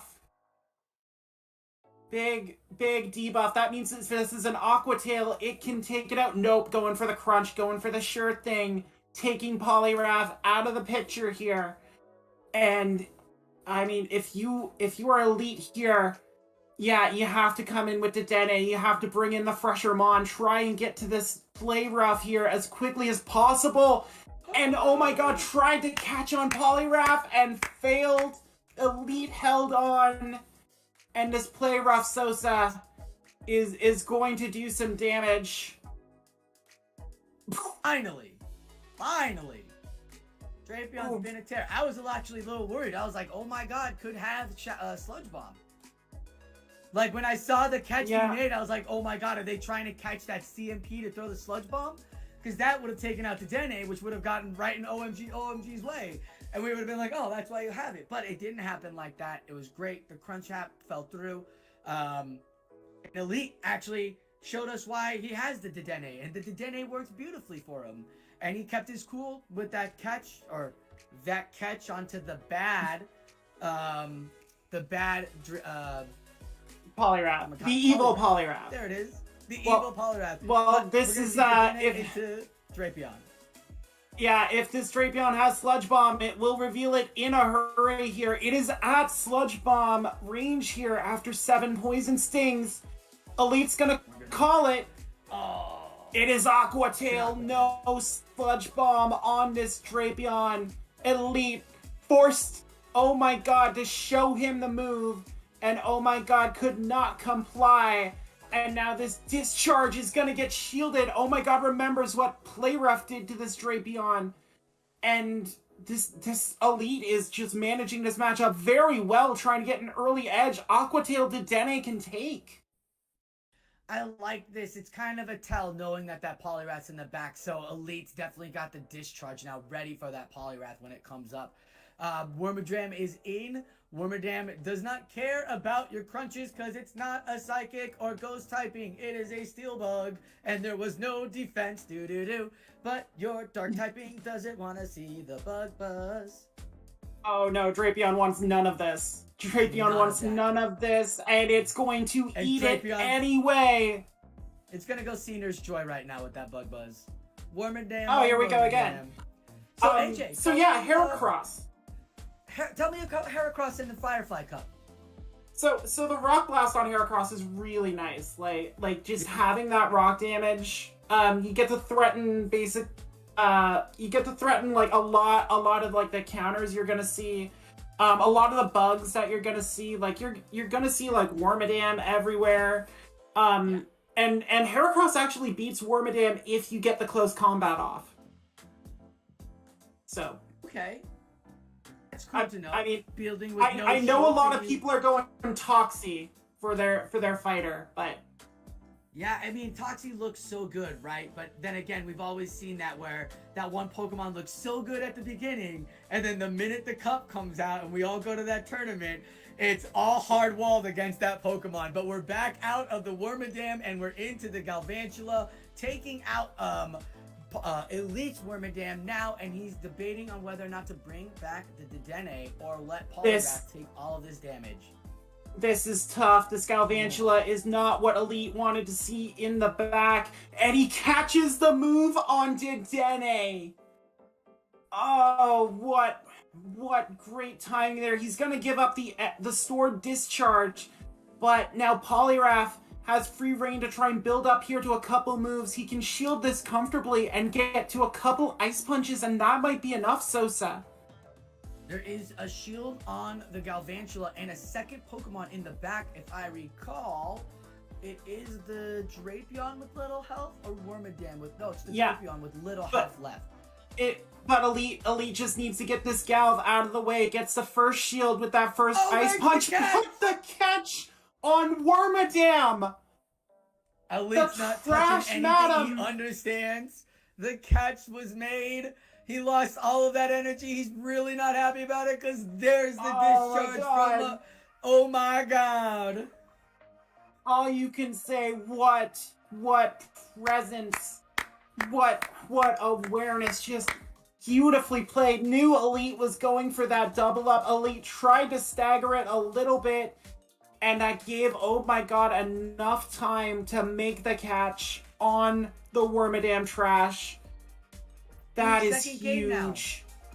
Second game in a row. Oh my god, tried to make that last second catch. I'm surprised Elite didn't remember that the first time. But it happened. Elite's gotta be aware of it. The third one, will Oh my god even think about anything like that? Or will he just play a whole different game? Will Gorguys finally come out?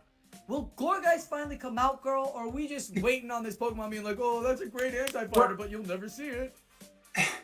We're gonna see here, we see Elite opted to bench Poliwrath, going for Walrein instead in the back as we get this Dedenne on Drapion lead for the second time.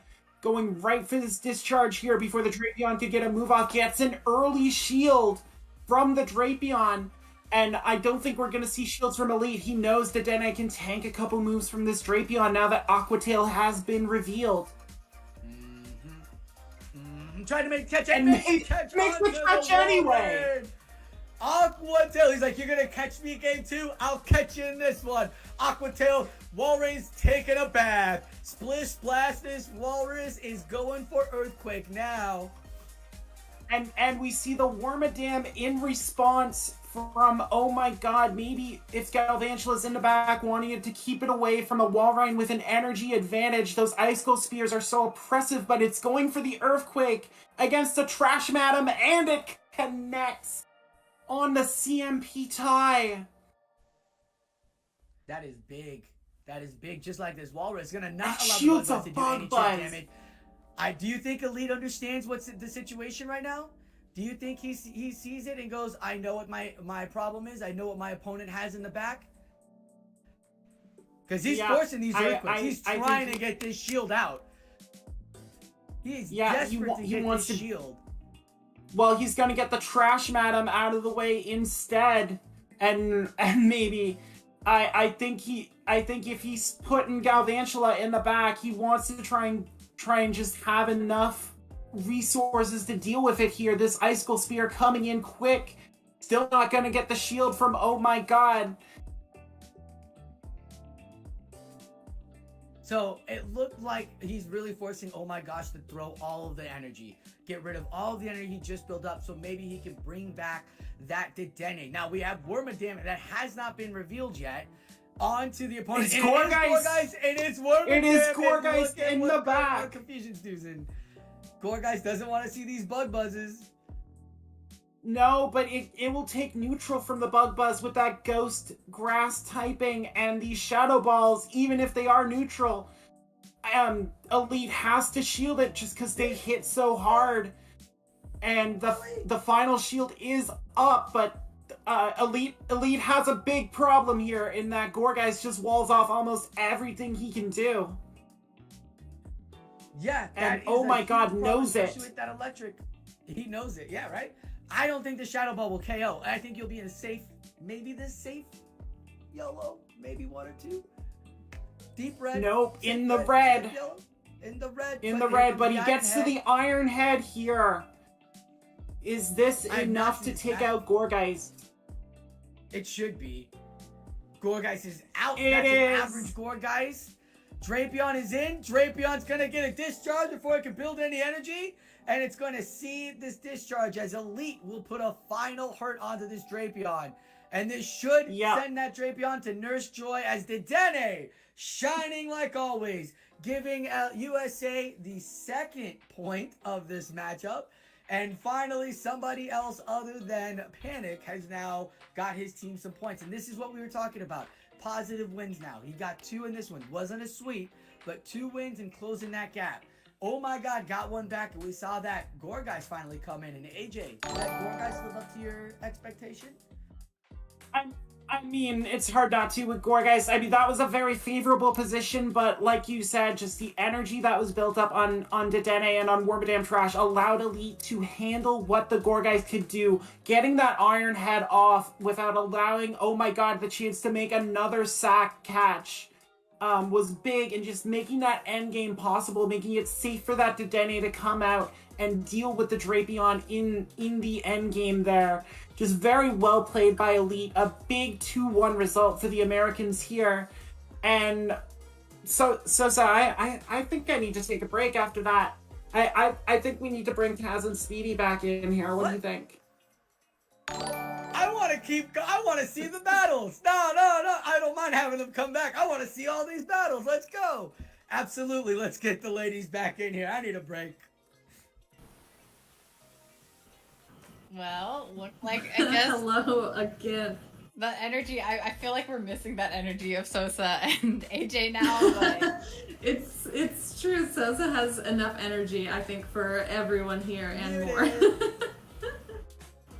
I can only hope to try and match half of Sosa's energy. yeah, so definitely a nice kind of comeback for the US, even though Spain definitely did take its lead. US is definitely trying to put up a fight. Now we have Malaysia, so we see the US kind of trying to go up point by point, but they got to start getting some big wins and fast. Kaz is muted. yeah, she's not muted. Kaz isn't muted. I can't hear her. Yeah. I muted. I can hear Kaz. Perfectly fine. Can everyone hear me? I guess. I got people telling me in my ear. Dream check. yeah. So well, Barnabas, we do see some Frost class. We got. God. I do like the Frost class. Malamar. Yes, the squid. The squid energy. I can remember the little ones all the time because I was like, it's Inky. I know that one. I just can't remember the big forms.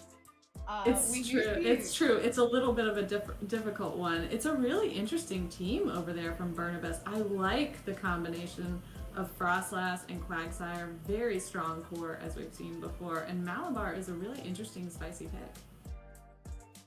Yeah, I definitely think Barnabas, his savior, is going to be Galvantula, especially for the Polyrath.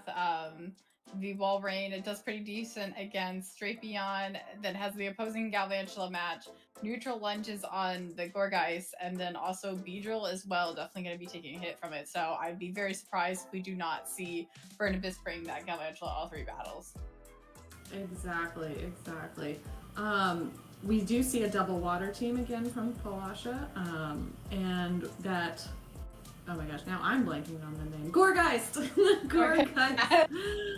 Gorgeist could have a lot of really interesting play. It obviously has to watch out for that Malamar that can access the foul play so quickly, but otherwise it could be a really interesting pick against Barnabas' team. That access to that speedy grass move in its Seed Bomb, Seed Bomb. I know moves. Yeah, the new ones. I know the Malamar one definitely because it's been around for a hot minute, but Gorgeist is definitely one that I haven't fully seen a whole bunch of action from. So, but yeah, definitely with it being the ability to have a quick grass charge move could definitely put some harm into Quag, definitely, and then Empoleon as well. So. We see the potential again for that Drapion as a safe swap. Could put a lot of hurt on Barnabas' team as well. But again, that Quag and Frostlass core could really throw down a lot of damage if Palasha is not careful. I'm really looking forward to seeing how they play against one another. I guess we're gonna just have to see. Oh, there we go. So we do see that Gorgeist coming out first against this Wormadam, which personally, I feel like it's more favored towards the Gorgeist just because these Shadow Balls hurt, and it does take a while to get up to the Bug Buzz, but I definitely see how these confusions are chunking to a degree. Yeah, the Ghost actually doesn't resist confusion, which can put down a lot of damage on Gorgeist pretty quickly, and if it lands that Shadow Ball, which it did, really going to put Wormadam in a spot where it's got to start using some energy. And we do see the Bug Buzz come along. Will we get to see another Shadow Ball land? It built up quite a bit of extra energy.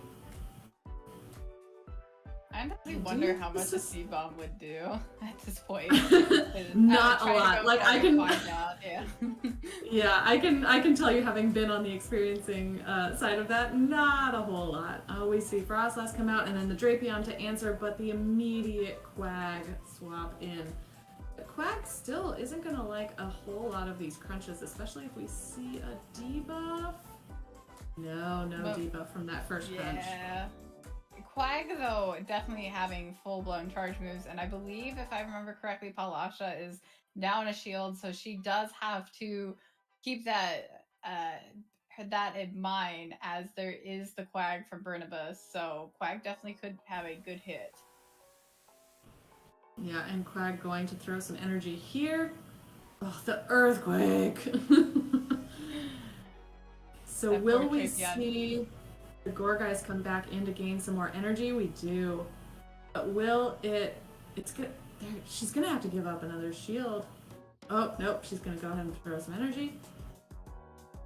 Yeah, if she definitely did attempt to farm down, that would have resulted in another shield.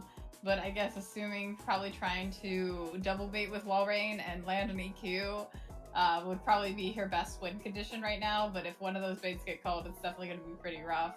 There's absolutely no reason for this Frostlass to not be throwing Shadow Ball at this point. So, correctly shielding No. It can. Yeah. I mean, Frostlass is so good for that reason, because Shadow Ball is only one, Powder Snow more, I think, than the Avalanche. So no matter what situation she's in, you're going to get hit with a pretty hard hitting move. Yeah, but we also do see Brenibus correctly calling that she ended up trying to go for the baits.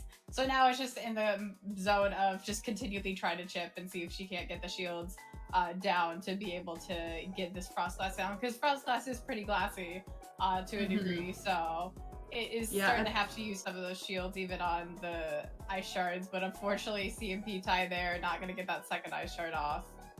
Or that third ice shard. So all of that energy. Oh no, she throws the Avalanche so that Walrein can get to this other Icicle Spear. But I don't think Icicle Spear, even at this range, is enough. And we do see the last shield come through from Burnibus. Yeah, but we do also have to remember that Burnibus is farming up a little bit extra energy. So it's going to just depend on the energy management from Palasha's side, because I don't know if Hex is going to be able to get it down, but Hex is able to get it down. Oh! Resulting in another win for Spain. Exactly. When you're dealing with moves like that are both super effective against one another, it really comes down to the tankier Mon, and the faster move. And in this case, Hex was just slightly more powerful enough to get that Frostlass out of the way. Absolutely. So I wonder how Burnibus is going to adjust, especially knowing that his team is down and that he needs to try to gain some points. We do see a little bit more favorable lead because if you call lunge correctly on Galvantula, they're in a little bit rougher spot than if they just go straight discharge. So Burnibus could be in a better position here. But we do see Palasha going straight for the discharge right off the bat. And she's built up to 2. So even if one does get correctly shielded, there's another ready. Oh, but we see the Wormadam coming through with its first charge move. And Galvantula will shield in order to build up a ton more energy. Oh, the farm down. Not going to be possible without giving up the second shield from Palasha, which she does. Yeah, especially also with that Bolt Switch sneaking through. 2 charge moves. Both of her shields are now not available. So we do see the Quags that are coming in, but we do Quag see come in and she threw the discharge. No. Oh goodness. So, and we do see that go unshielded as well, which is huge. That's absolutely a huge play. That is a for Burnibus. big call from Burnibus. We see the lunge come through, which is debuffing, and the Galvantula leave potentially saved as a sack swap for later. Frostlass coming in to really put some hurt on this unshielded Walrein. It will take 2 Shadow Balls to still take the Walrein out, but Frostlass should be able to do that pretty easily. Yeah, and this Frostlass is just gonna have to call in this case though the Earthquakes, which Paula, she's very much in a rough spot currently. So the first one does go shielded though. I do not believe. I believe there's a possibility for outpace, but we do see a Powder Snow come in from Burnibus' side, so that might also be able to flip the matchup as well, even if these 2 baits are successful, which they are. They are. Both shields now down on each side. But we do also have that Drapion in the back that will have to be dealt with. Both opponents both have a potential sack, I believe.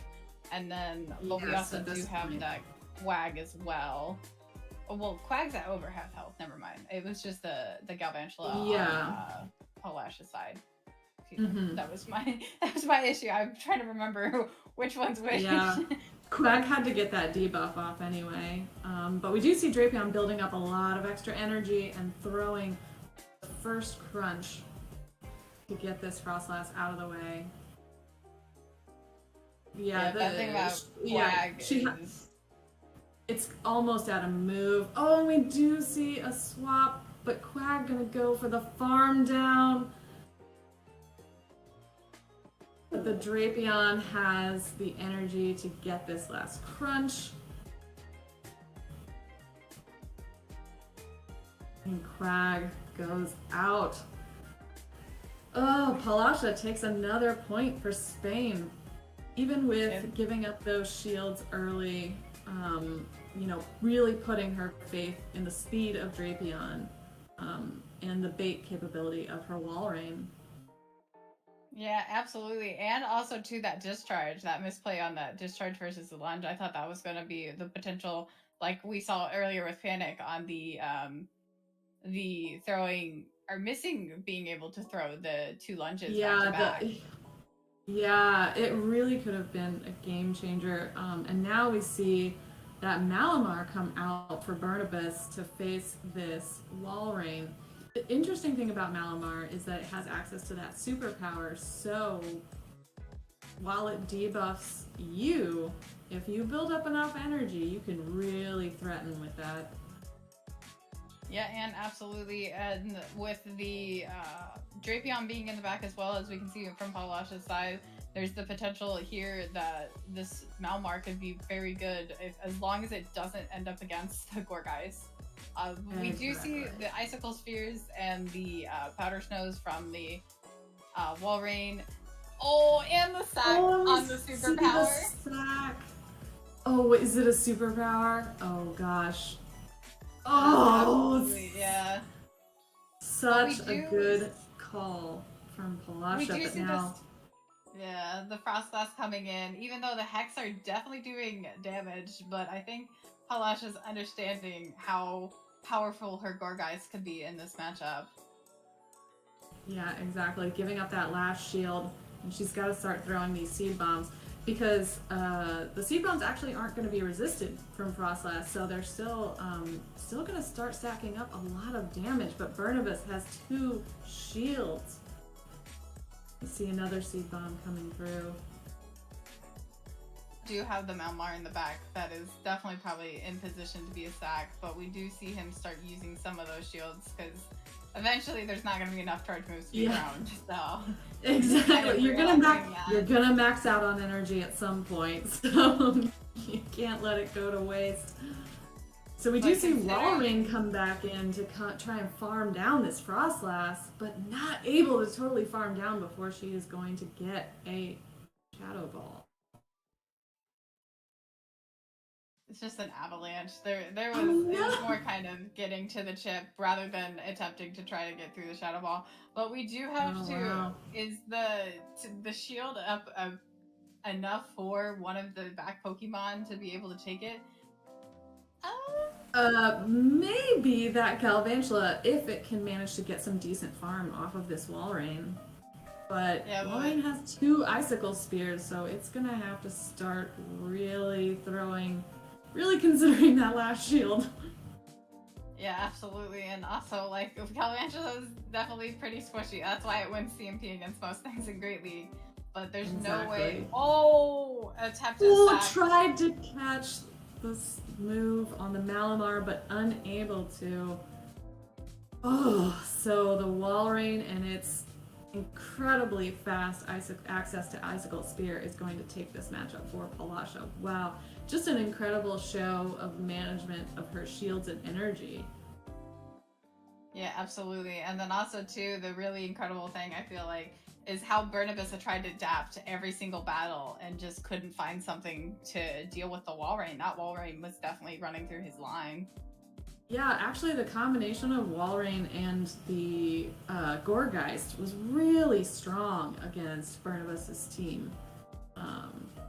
You know, as we were saying before, that Gorgeist puts up a really strong show here. Yeah, And unfortunately, absolutely. Burnibus is not able to find a way around it.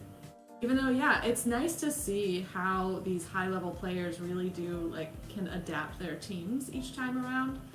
I know in some of the matches that we previously shoutcast, Speedy, we saw kind of the same lineups coming through from players a lot. But it's Yeah, so wait. it's really is this a different one? So it's really nice to see Burnibus and really trying to adapt. Unfortunately, unable to find the right lineup balance to take some points back for the USA, but really nice plays on his end. Absolutely. So we are getting into our next set of matches for Jirunja versus, I believe it was Raka. If that is wrong, please correct me as you are on Yeah, I Raka. believe it. Raka. It's Yeah, I believe in Aroka. the chat. Aroka, I believe in the Aroka, there we chat, go. Aroka. Aroka is what Yes. they prefer. So Jirunja versus Aroka, and we see some more spicy teams here. We've got the Dedenne coming back on Jirunja's side, along with that Zuelis, which I haven't actually seen a lot of in this cup. I was made to believe it would be a much stronger player than I actually ended up seeing in a lot of my tourneys.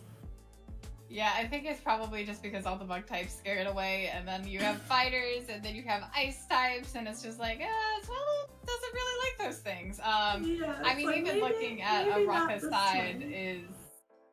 it's looking pretty rough, especially between the Frost Blast, the Dragon Breath are resisted on the Steel type Napoleon. Yeah. Poliwrath could have Ice Punch, would hurt. Galvantula Lunge, Bug Bite from Fortress. I guess it kind of maybe has some play against Drapion, just looking at it from a strictly typing standpoint. Yeah, I mean, with Drapion having the usual moveset that we've seen in this cup of Crunch and Aqua Tail, I mean, gets kind of totally walled by Zoelis. But it depends on whether you think that Galvantula and that Drapion are really going to be strong from Aroka's side, whether you think it's worth the risk of bringing that Zoelis in. And looking at these team counts, I mean, we have the double water over on Aroka's side, and we do have the Frostlass to contend with, which I think could be really strong here.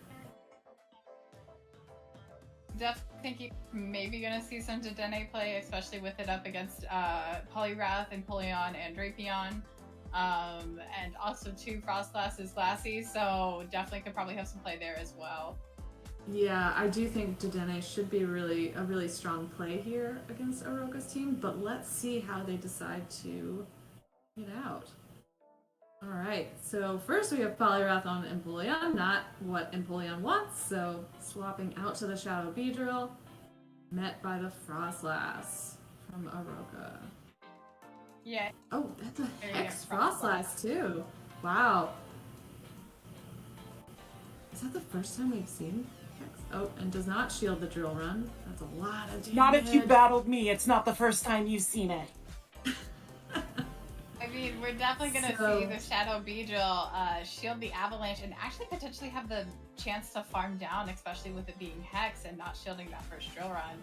So this Beedrill's coming out with a whole bunch of health, whole bunch of energy for minus a shield, which is very, very positive for Darunja on this current moment. Exactly. But we are going to see his Oroka's Fortress come out to try and get some farm on this Beedrill. I'm not going to shield this drill run from a Shadow Beedrill.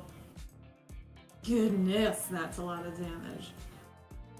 Now the Beedrill gets to another one. Yeah, you definitely now finally. Yeah, definitely realizing that maybe we should start shielding these drill runs. They hurt a little bit more than I thought. Yeah, maybe we should actually use some of our shields. Darunja gonna let the Beedrill go now that it's done a lot of work. I still think it might even be able to make it to. Oh, I was honestly thinking it was gonna make it to another one. I almost thought so too. For it being the case of a lost lead on stuff, it's just very difficult to kind of come back to a degree. But that Beedrill definitely pulling in work, allowing for the Quagsire to be matched up against the Poliwrath rather than the Empoleon being matched up against the Poliwrath. This is looking. I mean, both Empoleon and the Quagsire don't really love this Poliwrath and how it can access these dynamic punches so quickly. We'll be able to take one. And man, that Quagsire is building up a lot of energy. Oh, good lord. Yeah, Quag definitely has some good nuke moves as well. And then also, it doesn't really want to take a drill peck from the Empoleon. So it's going to have to be managing that energy beautifully, which Oroka is definitely doing. Throwing the Ice Punch, definitely going to probably KO the Quag. So it's now just going to be a race for the move. Because he is definitely going to have to make it to a dynamic punch to potentially. Oh, and he goes ahead and throws the Ice Punch. Even though we know that's not CMP, and he would have been able to at least CMP on it. Exactly, and trying to catch the move on the Fortress, but Darunja calling that and just building up a lot of extra energy. Getting the Fortress out of the way. Yeah, I think that miscount on the dynamic punch was unfortunate for Aruka, as it definitely seemed to cost them there. So that was unfortunate. Yeah. We have the benefit of being able to see both sides, but exactly. Yeah. I mean, even though I could see both sides, was kind of unfamiliar with how much energy the Empoleon has. Waterfall is one of those moves that's easier to count, but it doesn't really help if you kind of lose track of that count in the midst of other matchups. That was really, really unfortunate from Oroka's side. I mean, it's really well played though, what he tried to do, attempt that catch on the Fortress. That was a really good call. Oh, so now we see Darunja and that Dedenne coming out. Frostlass to meet it, met by Quag. Yeah, this is definitely looking a little bit more favorable for Darunja this time, especially with that one lead in the beginning versus where Oroka won last time. But, win lead isn't everything, so... it's true. I mean, look at how much energy this Quagsire has already, really putting threat on this Frostlass. Oroka's gonna shield. Yeah, we do see that shield come up for the Frostlass, but, I mean, do you shield Quag as well? Like, I mean, there could just definitely be a attempt Darunja's gonna because of that one lead. Yeah, Darunja is going to give up a shield to try and win this mid game. Frostlass getting to another... Or, no, sorry. I was looking at the wrong screen. Quagsire getting to another Stone Edge, so the Frostlass is going to have to get let it go. We do see our favorite opponent, Lag. Oh, was that a... Oh, that was definitely an error. Attempt. Yeah, that was definitely an error in the game. Because that Stone Edge should have taken the Frostlass out. Oh, absolutely.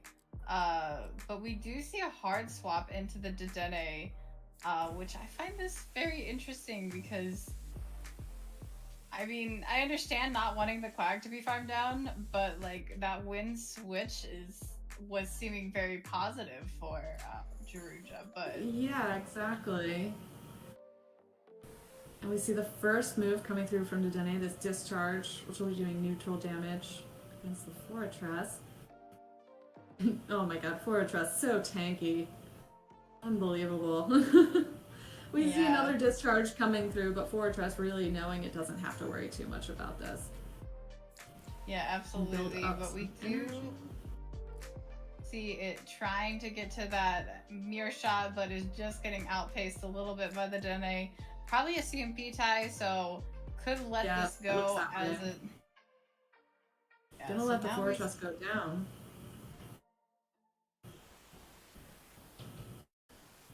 Oh, and Polyrath met by a Beedrill, but Dedenne saved a ton of energy. I mean, I still think it has to Beedrill at least just- make it to one drill run to even attempt to have that the Dene make it through any sort of energy. Which we do see, and Yeah. also these poison jabs are definitely taking a hit on the Shadow Poly. But Oof, with yeah. the Dene having a move currently, it's gonna. I don't even know if there's anything that can happen in favor of getting through this Poly, especially just letting this Beedrill go, and the shield for the Dedenne. So. Yeah, and we see that it does get to that discharge very quickly, getting rid of that last Polyrath. Wow, really, Jarunja really in control of that matchup there, both in terms of switch and energy. Absolutely, and he's also making a run back for the U.S. to see if like, we can salvage some points for the U.S. He's like, all right, I'll get some points. Just you watch. But Yeah, we but do Dene's still need. definitely been coming in clutch for him. So Exactly. Especially on that lead where it can build up some extra energy to come into play later in the game. So we see Quag on Empoleon in this first matchup. Immediate swap from Jarunja into that Dedenne. Empoleon And builds we up a do see little bit this- of extra energy. yeah, we do see that swap into Frostdust though. But now us being able to see the back lines for Aroka, we do know how valuable this Dedenne can be. So I wonder if Jarunja will pick up on this and will save the shields for it, or will try to end up taking it down. Yeah, it's oh, and he's just the Frostlass survives to get to the avalanche.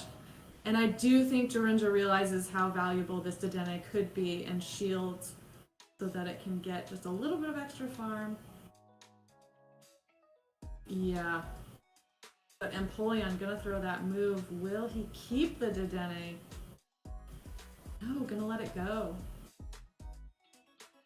I definitely think with the Quag, Jarunja's feeling a little bit comfortable, especially because forcing Aroka to throw early on that Dedenne with the extra energy is probably very beneficial for this coming matchup. Yeah, exactly. Let me see the first Hydro Cannon being thrown from Empoleon for quite a bit of damage. Polyrath gonna be met with an Earthquake. Polyrath's not shielding though, so potentially bringing in Ooh. Beetle, trying to either farm down or get to the point where X-Scissor and drill runs on the Empoleon is how that's the way to go. I'm assuming probably just letting this go. Oh, actually shielding. Oh, actually shielding. Like you were I'm saying, assuming- potentially seeing the value in having Beedrill being able to really put some threat on this Empoleon. I Aroka definitely has think it's both probably just shields. to not attempt to have it waterfall down, because if that Ice Punch did go through, the Empoleon would be able to probably farm down and then get to another move, which is just probably attempted to be prevented here. But I still think Aroka has realized that he probably needs to just have a move stored, so farming down is the best option, which we did see a waterfall sneak through, so I don't know if that's a possibility. But we do also see the Hydro Cannon coming in here, so... Yeah, this Beedrill gonna get thrown out of the picture. And Quag has, not enough energy to last through. Oh no, just barely able to get to that Stone Edge. Yeah, that's definitely trusting the IVs of your Pokemon. So, Wow. those waterfalls were very powerful, but allowing I know. I honestly thought, I'm like, well, that's good night for Quag. But really showing us who is the truest mud boy in that scenario.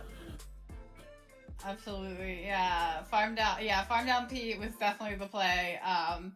I definitely think that was just another unfortunate situation where not fully understanding how much energy is on each.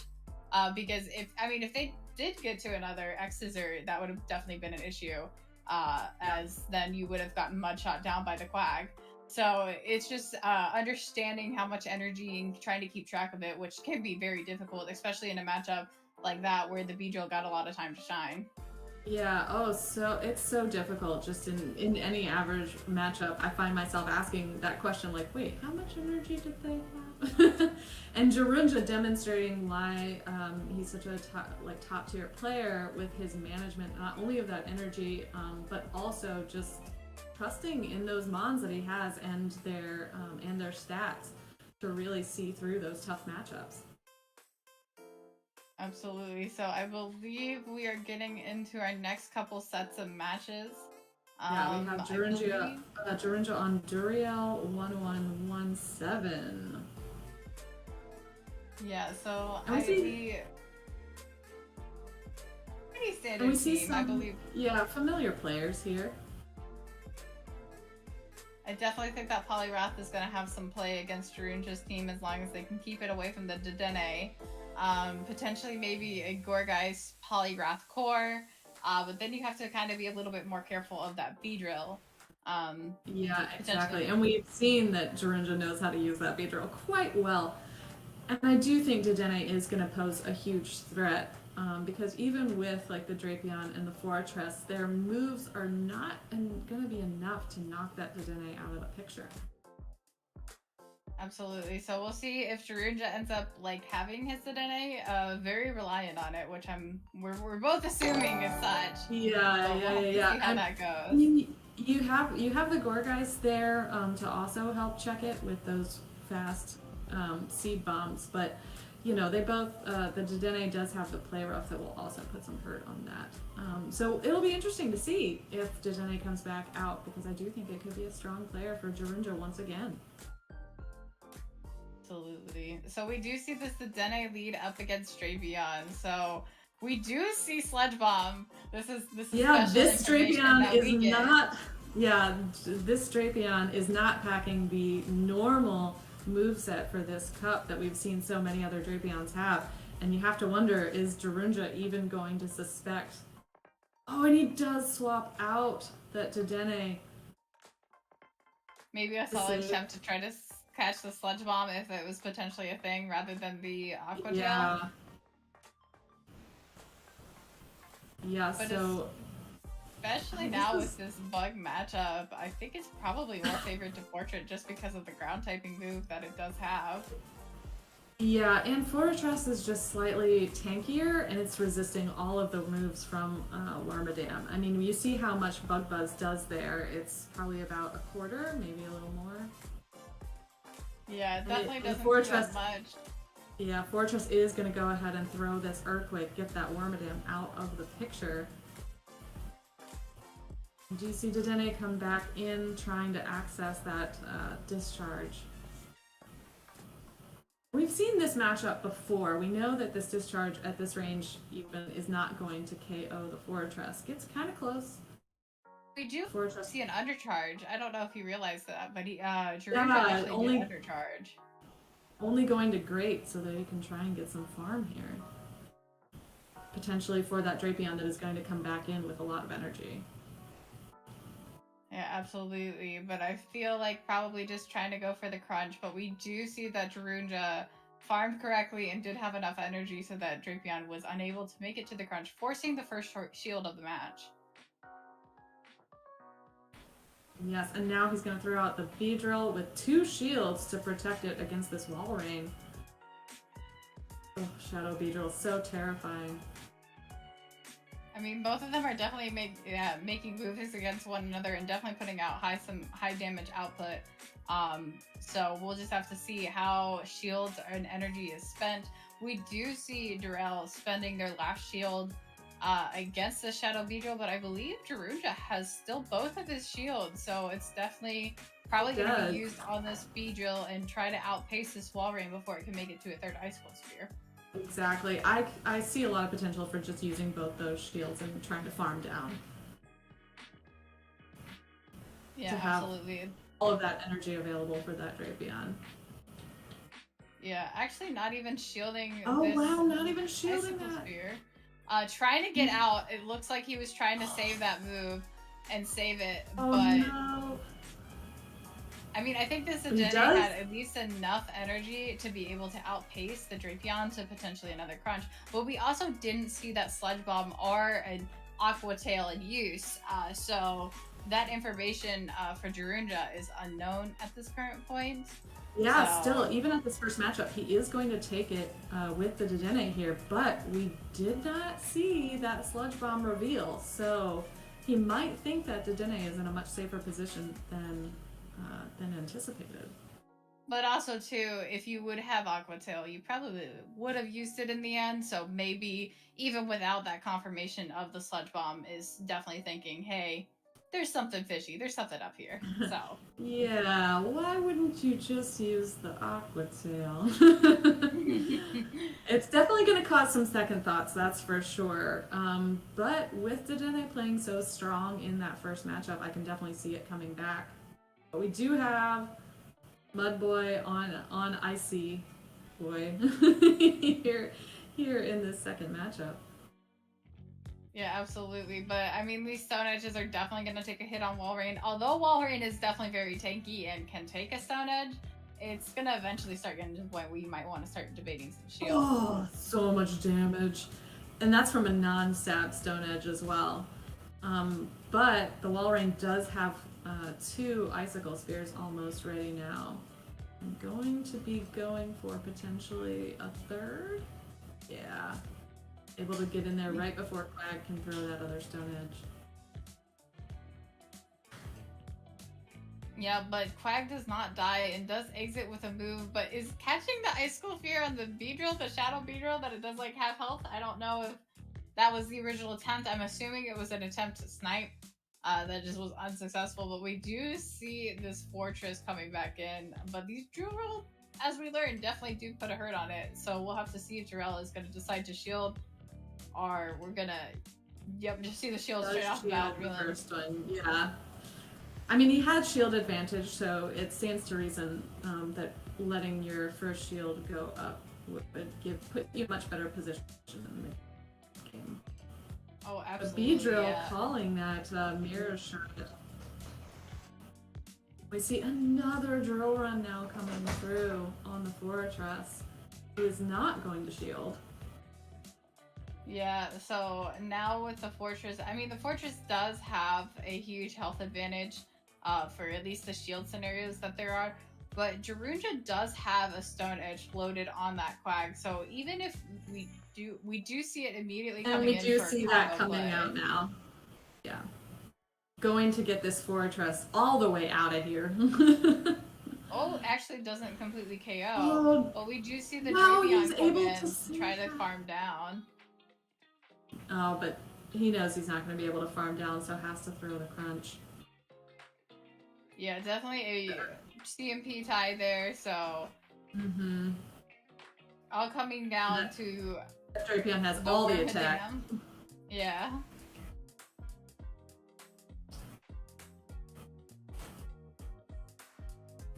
But the thing and is, we do the also Drapion. see, yeah, we do see 2 potential sacks on Jarell's side, even though I believe, if I remember Exactly. correctly, that they are out of shield. So, oh no, there were an even shield scenario. Yeah, versus we where already know one. Gyroonja.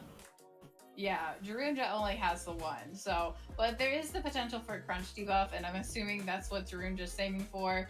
whether it be this next crunch or the defense fall, which is now happening. Yeah. Wormadam gonna have to throw energy here before another crunch can come through. But gets that final shield. Oh, the timing Does on try that to was sack. slightly early. Oh, and does try to sack swap in the Beedrill, but ends up being victim to farm. Will shield up this Wormadam, hoping that it can get the Drapion out of the way with some of that extra energy. Oh, but the sack on Jarell's side is successful.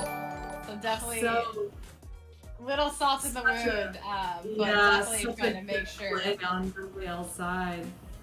Incredible. And Drapion gonna throw this last crunch to get that Wormadam out. Yeah, so definitely making it close. Both players understanding what their win conditions are and how to attempt to get those. So, unfortunately, and it whether didn't work there's out for Daruja, but yeah, not that time. But I mean, just the ability to, to have that sack swap option is something that I often forget about. And I know that a lot of other players do. So just the ability to like manage that and to keep that in the back is a really strong and good play at this level. Even if it doesn't always work, it's good to have. So we see Fortress now coming out against Empoleon. I mean, this is definitely a shield bait dependent scenario. For sure, because if you take an Earth Power, if you take an Earthquake, your Empoleon is not there. Like, it is... No, it is absolutely going to be gone. Check it out. But Empoleon doesn't really have that that bait power. And we do see the Fortress going straight for the Earthquake. Daruja correctly shielding, though. Good. But we do see that Fortress going back out and definitely being saved for later as a potential sack, as we saw in that last game that both players enjoy a good sack. So they see an opportunity and they take it. So Wormadam comes out to meet this Walrein, which is going to go straight for the Earthquake again. And Wormadam not going to shield this time.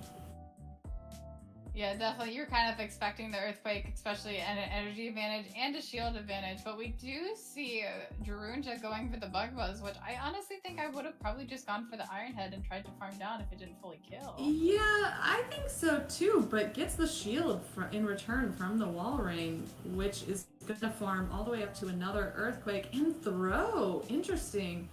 At this range, I think you might be able to preserve some of that energy by using the Icicle Spears against the Wormadam, but gets the Wormadam out of the picture, saves that Walrein for a swap later.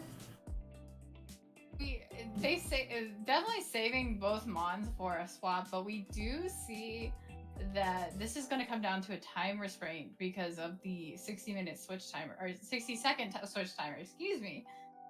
60-minute switch timer would be traumatizing. Oh my god, that would be such a nightmare. Hashtag no, please Niantic, no. But we do see this Beedrill ahead. Well, that switch timer is not up. That's the unfortunate thing about next aid for fools with that. Oh god. Yeah, you can switch once every hour. Okay, have fun. But we do see the Shadow Beedrill coming out. Definitely pull on some weight for Daruja. And the switch timers were not up for Jarell, so he didn't even get the chance to sack this time. So his two so low now health Pokemon are stuck in the back. And I don't think either one of them has any energy at this point. So yeah, it's gonna be a really rough time for Juriel in this last match. Yeah, so the Fortress go down first, and then the Walrein. So again, a really interesting call on Duriel's part, and an attempt to have some interesting plays later, but unfortunately did not play out quite the way he wanted. Absolutely, yeah. But I definitely feel like each adjustment on each game was very beneficial and showed him to, I think it was a 2-1 victory, or was it 3-0?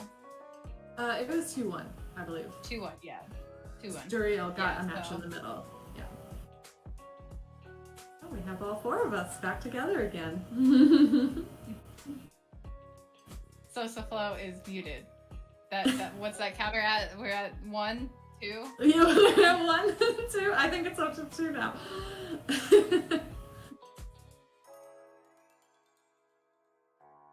I'm trying, but my computer is there. yet again proving to be a difficult piece of machine. Yeah, AJ we can hear now. I think Sosaflow's still muted. Of course. Yep. There he is. He's just gonna dance in the meantime to make up for it. No, we still can't hear you, man.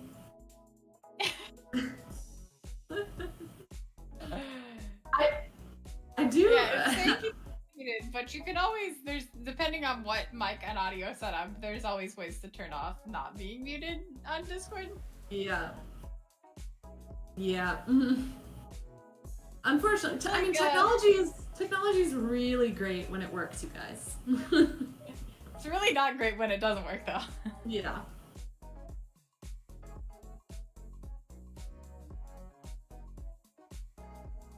Ah, okay. Yeah. So while we're waiting to figure out some of our technical issues, let me tell you about the great Pogo Raiders server. If you're looking for an online tool for hosting or joining raids, check out Pogo Raiders. Pogo Raiders have been optimizing a fully custom raiding organization tool for over a year, with over 3,000 raids a day and over 150,000 members. You must try their free raiding tool. Beyond their custom raiding tool, Pogo Raiders is a community of dedicated Pokemon Go players. Join their monthly PvP tournaments with cash prizes. Find help with some of the best players in the world, along with access to infographics and information about all and everything upcoming in Pokemon Go. Check them out at pogoraiders.gg/gymbreakers or on Discord at discord.gg/pogoraiders.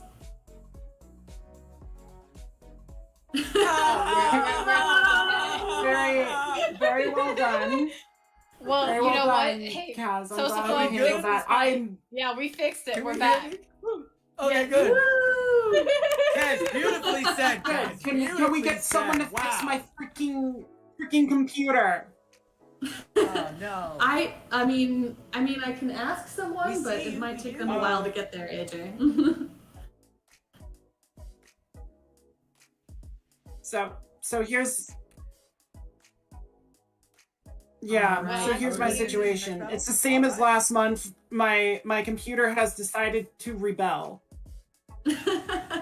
You know, every once in a while the Um, machines just have to and- have their little uprising. It's okay. You know, just let them act out. It'll be alright. The machines are garbage.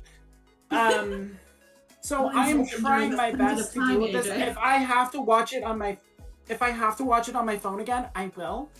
But I'm trying to make this work, and it is very difficult.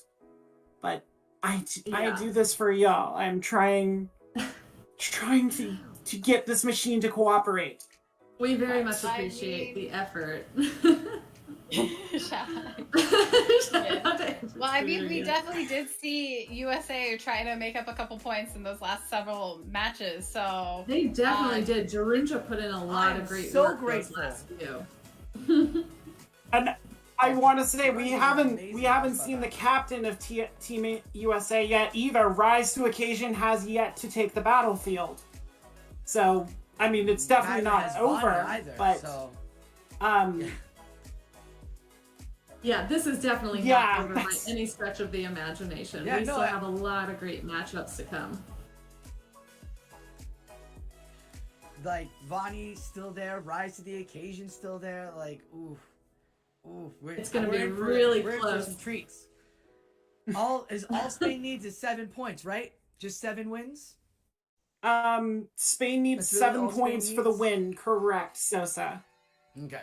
Yeah. So the USA we've got needs Rise to more the than that. Occasion Cool. Yeah, absolutely. 13. So, Rise to the Occasion rocking the Quagsire Gengar combo here, and we saw Bestamax rocking the Poliwrath Shadow Gygors, or Gorgeist. So these are really cool combos against each other. Both of them will be really interesting. The Shadow Claw against the, I believe it's Hex on Gorgeist. But both of their bodyguards are both of them are rocking the Galvantula Drapion core. I think all the teams are like, if you're not rocking Drapion, rock the Walrein, or rock Wormadram. So seeing really the same teams now built from both sides. You're either getting Wormadram Fortress on one side or Walrein Crustle. Finally, Spain is rocking a Crustle. So that'll be interesting. I think this is the first time we haven't seen Walrein. No. There was another team that didn't have Walrein. But yeah. AJ, what... let us know your thoughts on these teams. I'm going to try as best I can on my slightly above regionals level phone, because the computer is just having a tough time today. But one thing I see on Rise's team, and you know Rise, he's usually good for bringing in a spice pick just to flip a meta around. He's got that Gengar as the anti-fighter. We saw Gengar very briefly in yesterday's semifinal between California and Brazil. Peter Von Banal, I believe, was the one who was rocking Gengar. Gengar can do a lot of damage if you give it some shields, because there's not a lot in the meta that seems to be a strong check for Gengar. Unfortunately for Rise, Bestiamax has one of them in Drapion. So I'd be very interested to see the moveset on that Gengar, what it has the capability of throwing at Bestiamax. Focus blast. It could have Focus Blast. I would not be surprised. Just one shot of Walrein. Just like, no. Walrein no would Walrein never for see you. it coming. Crustle would never see it coming. Drapion would never see it coming. Absolutely Focus Blast it. I say let's get into it. We've already talked about teams like this before. Let's see if we're gonna see a Walrein Gengar Focus Blast situation. I'm fine with that. We have Gal versus Bestamax. Yeah, Galvan Gorgeist in the lead, and a quick swap from Rise into that Wormadam trash, trying to force the Gorgeist to go to that Shadow Ball.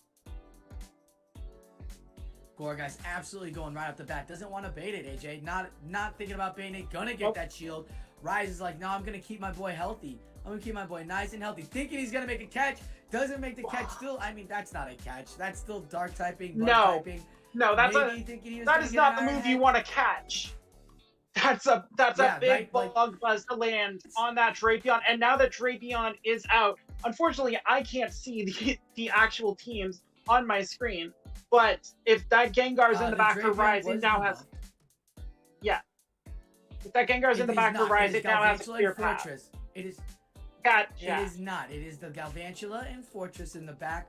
Drapion putting up another shield. Doesn't want to go out yet. Has the Walrein and Gorgeist to back it up. So that Galvantula on Rise to the Occasion side is looking really good right now. Here comes the Bug Bite and Fortress to soak in all of that crunch with the debuff as well. But that is out. I guess he's making a nod to his Mason buddy Speediest. That is, because the Walrein's going to come in, and that Earthquake would take that Fortress out with one shot. Can he get to the Earthquake before the Walrein does? No! Walrein oh, no, he does. Fortress wins that race. Fortress wins that race against the Walrein. Now does Bestiamax shield? He does not shield the Earthquake. But this Walrein is going to get the move off here and try and peel that shield with Icicle Spear. Rise not falling for that bait. Doesn't matter. He's got Galvantula in the back. He's not going to waste the shield here. He's just getting extra chunk damage. The grass type does not take him out fast enough, and he gets another charge move onto the Gore, guys. This is looking really good for his Galvantula here. There's still a shield and the debuff on the mirror shot. That is huge. Oh my god.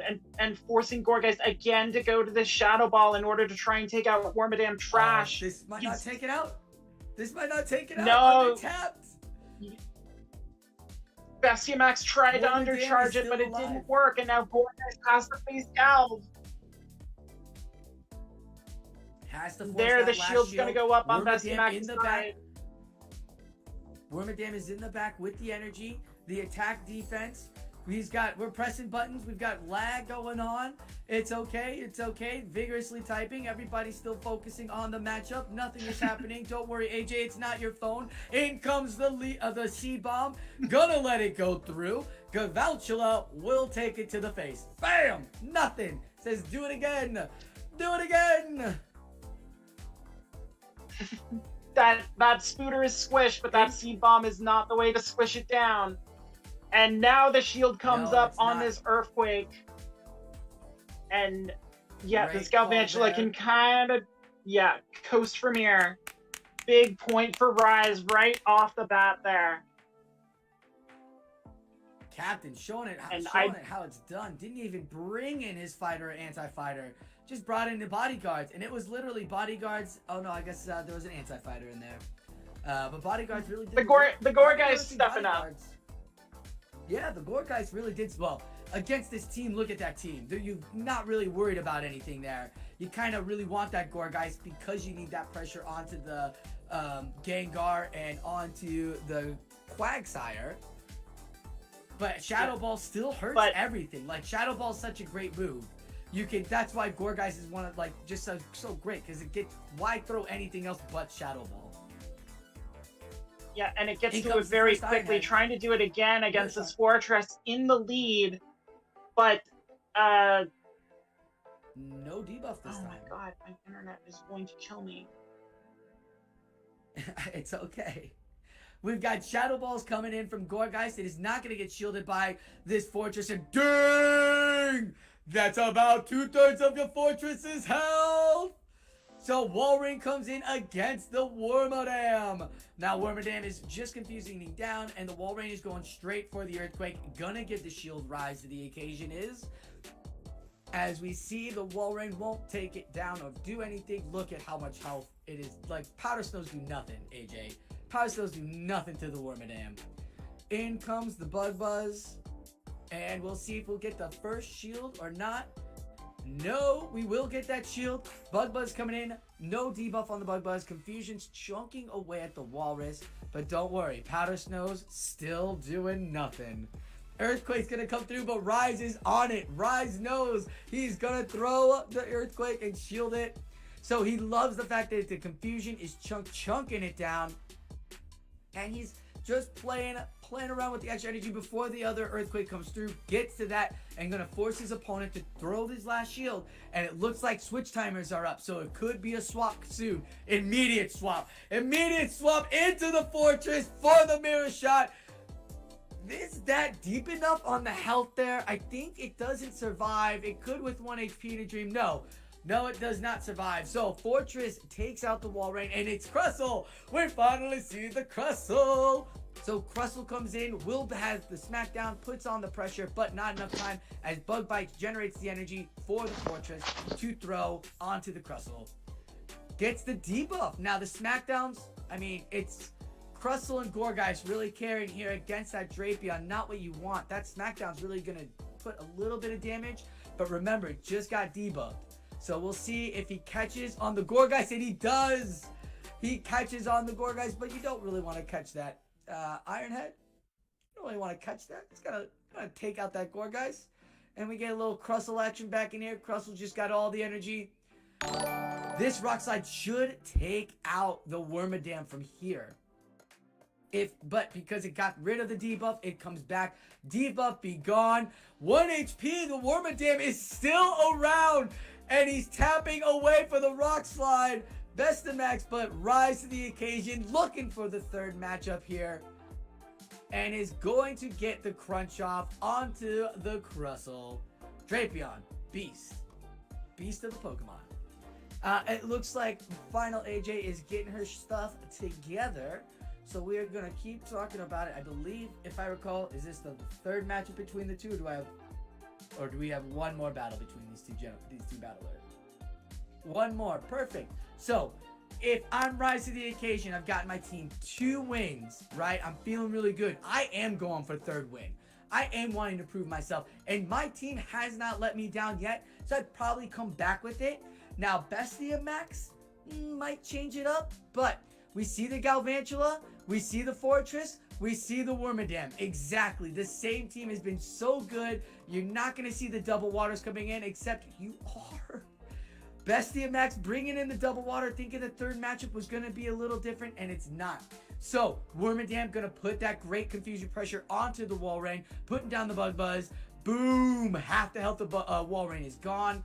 Now you're just confusioning down. The Earthquake would take you into the yellow, so the Rise, knowing that information, might not let it go through, but Wormadam is so tanky. Like, why wouldn't you?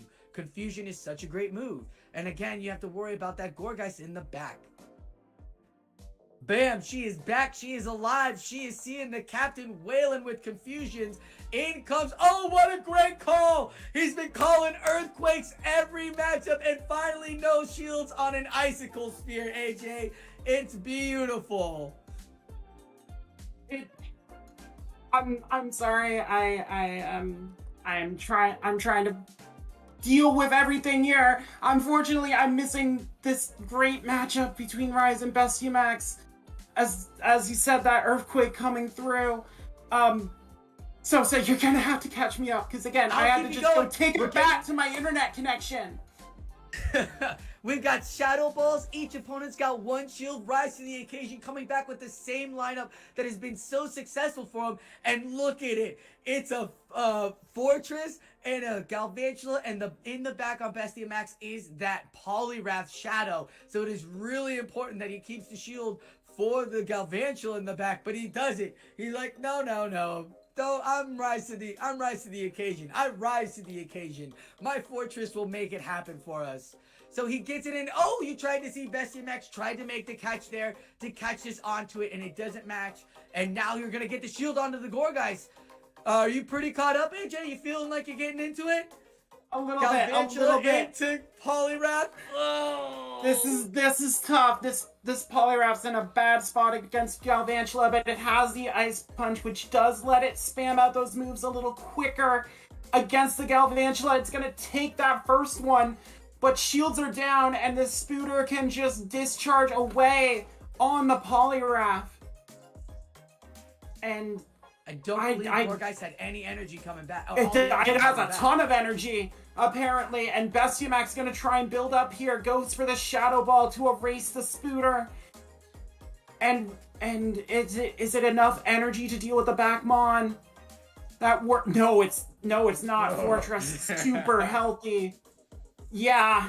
I think I'm caught up now. I can't really see a way for Bestia Max to come back from that one. That's a sweep for Rise to the occasion. Woo! As you were saying, the USA needed a sweep to get it back into it. Of course, you turn to the captain. You turn to one of the most consistent battlers in Sylph over the last 2 years. Rise just happy to go in there and take apart Bestia Max's team. And I'm guessing we didn't see Gengar given the presence of Drapion, but the bugs were out in full force from what I could see after my internet connection was given a stern talking to and the threat of my bat. So hopefully I get to see more play. The Crustle came out with SmackDown. But Bestia Max didn't end up taking it with the Crustle. But that is the matchup there. So Rise 2 gets 3 back, and it's now 15-18. All right. 3 out of the 13 USA needed to win goes in USA's favor. And we get Polymers up versus Drool. Gorgeist again. Spain really liking their Gorgeist, I've noticed. I don't know if you guys they're really liking their Gorgeist. It's been really interesting to watch the anti-fighter selections on these teams. We saw California yesterday favoring Mile with that Fire Fang. Dedenne seems to be a popular choice among the American A team, just offering the electric and the fairy resistance that you were only going to get in the anti-fighter slot. And then Spain going with that Gorgeist, which has been an interesting call. Girl, you see that Crustle could finally play for Polymers. There's actually better matchup for Crustle to come out and have some good fun there. I don't see anything that's going to put real hard wall to it. That Fortress and Drapion might put a little bit of pressure, but unless it's Scold on Poliwrath, we could see the Crustle. We could also see Roserade Or too. Wow, look at Aquatail that. on Drapion. I will keep reminding about Aquatail. Aquatail is a doesn't thing. do too much. Aquatail doesn't do fine. Roserade. There we go. Roserade will come out. Our girl Roserade, who we haven't seen, has some great numbers there. But yes, Aquatail on Drapion. I would be is happy something to see probably- Roserade come out. Are we ready? Shall we play it? Let's play these battles. Let's do this. Yes. Yes, I'm behind enough. I want to see these battles. Let's go at it. Woo! Let's go! Get hyped in the chat! Kez and Needy are probably in the back going, oh my god, we can't match this.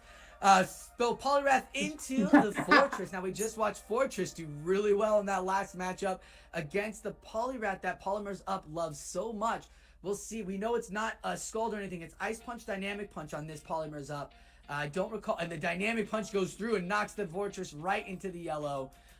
Great call to just go for it. Go for broke. Now he's going for broke himself, forcing the shield for Polymers Up. This could force the shield or take this Poliwrath down to the deep yellow. Gets the shield. Yeah. AJ, what do you think? Yeah, is. This is a big no shield here as Fortress, the shiny Fortress, gonna go down to the Dynamic Punch, and Palmer's Up getting the early advantage here with that evil Poliwrath. Duriel's gonna have to come in with Galvantula here, and met with that Roserade, the grass poison type coming out to play. But that slight energy advantage lets Galvantula get this lunge on first before the Roserade can fire a Weather Ball. Yeah, and not for nothing, that getting that lunge through is huge because that debuffs the fireball that you want, and it also puts the Roserade into the deep yellow or the deep red. So now Drapion can just farm down, and we all have to worry about the dreaded Aquatail that AJ keeps talking about. Oh no, it's not on this. You.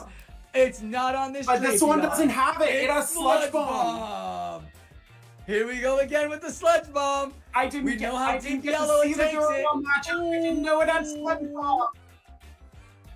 That is a huge hit for that Poliwrath to take. You wish he would have shielded Oh, that is so... Yeah, that is a tough lick to take for that Poliwrath. And now here comes Crustle, though. Palmer's Up, had the ace in the hole. He brought the Crustle to play. And now he knows this Drapion doesn't have Aquatail, but the defense drop is on there. And this Crustle has to try and do it all. It gets to the move before Drapion gets the crunch off. This final shield gonna come out from Duriel on the X-Scissor. I don't think Crustle's worried about anything, AJ. You know how many smackdowns it takes to take out a Galvantula?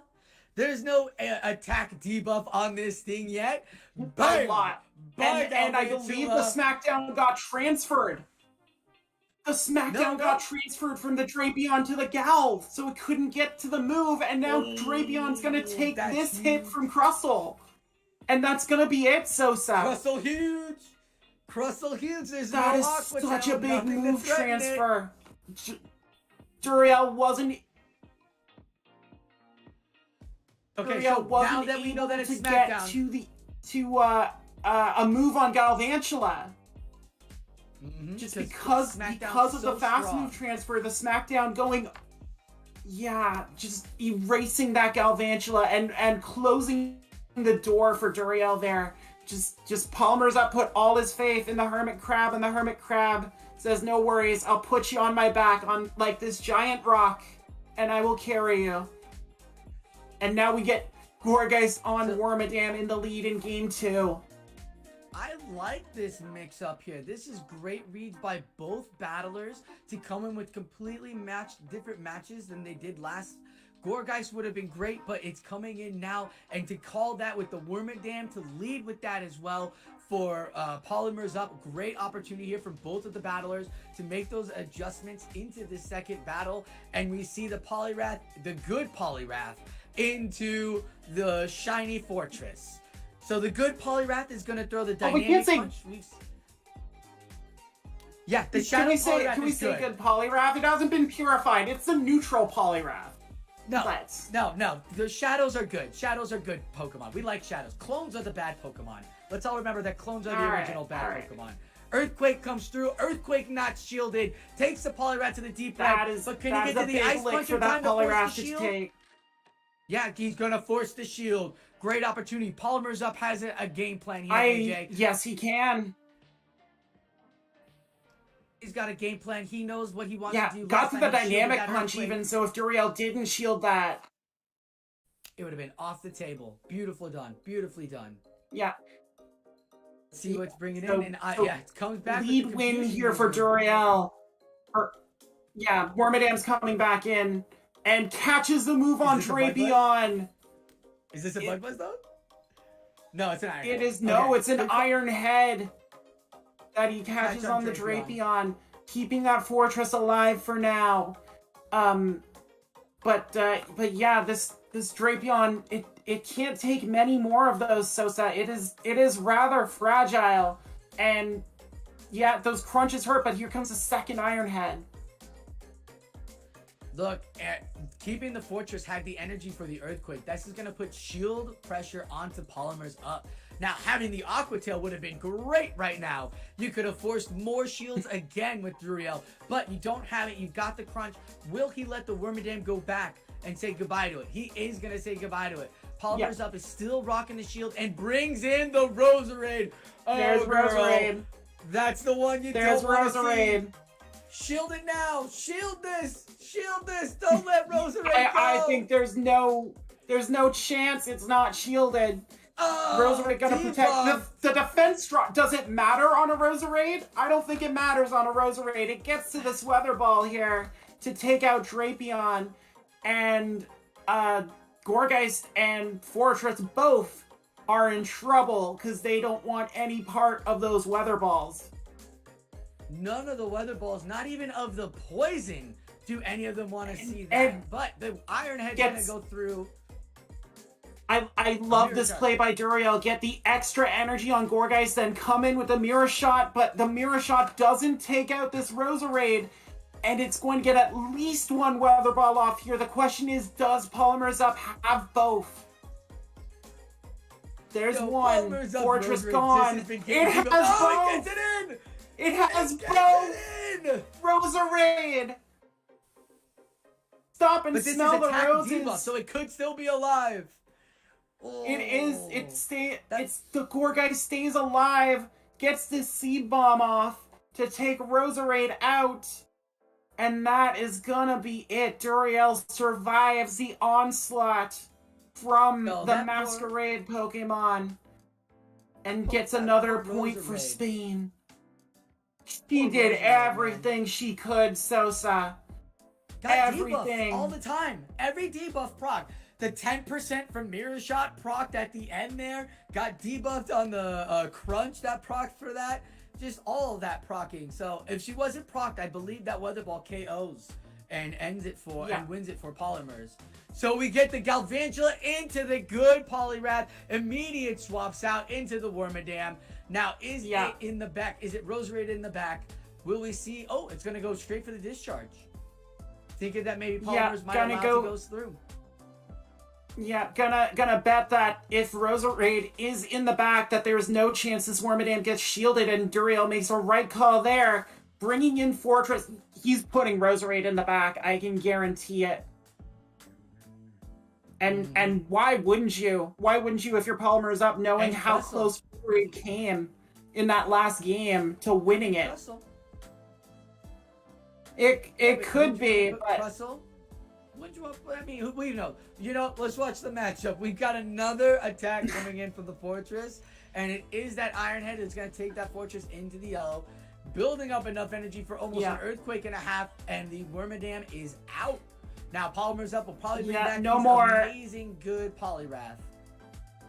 No more Cabeza de Hierro for the Wormadam trash, as Fortress gonna unload the Earthquake on this Poliwrath. And it's shielded big. Shield there from Polymer is Up, seeing the Earthquake coming. and protecting the Poliwrath. And look at this timing. It's going to get another one, Sosa. It's gonna, he should shield this. Polymer's up. If he wants to keep that Poliwrath, he's gonna shield it. Yeah, gonna farm down here. Knows he can just get tons of energy and then go for ice punches if he gets shielded, right? He's not going to. Fortress is going down. This Pokemon's out. You don't have to go too heavy into it. Yeah, build the energy. In it comes takes the ice punch and bails. Fortress. Wow, Fortress is still around, but now he's got all the energy onto this Poliwrath. He's going to go for just attack after attack now. I believe he can get one more in for a second ice attack, but he swaps out into the Roserade. There's Roserade. Girl, did you see that? That fast move went transferred over to the Roserade. That first full switch. So, yeah. Lunge is going to go through, and now it's going to be a Fireball, which will force the Galvantula to shield. That's a big move because he's got an ice punch. He's got an ice punch in the back. But it doesn't register. He didn't shield it. But Drapeon's going to come in and try and mop this up. Roserade can't get to another Weather Ball there. And now it's Sludge Bomb against whatever energy this Poliwrath has. Duriel's going to try and fire it off here. The Sludge Bomb is enough. No worries about that energy on Poliwrath. Duriel gets the 2-1 against Polymer's up. You talk about Aquatail being so big with Drapion, right? But it was Sludge Bomb that won him 2 matches with huge chunks on those Poliwrath. Do you still think that Aquatail would be the way to go? Or the way the playstyle is with Sludge Bomb, do you load it up with the Sludge Bomb? So incredibly played by both battlers. I think the big thing is the team comp on the opposing side. In Gymbreakers, you get to look at your teams and decide what move is better. And if you look at Palmer's up, there's no Galvantula over there, and that's really the big mon you want Aquatail for. So looking at Palmer's lineup with Walrein, with Poliwrath, with Dedenne, Sludge Bomb made a lot more sense for Duriel to bring in here just based on that team comp. And that's one of the advantages you have in a Gymbreakers format. You can make that decision once you know the lineup. And Duriel put it to good use there with those multiple Sludge Bombs on the Poliwrath. Beautifully said. Beautifully said.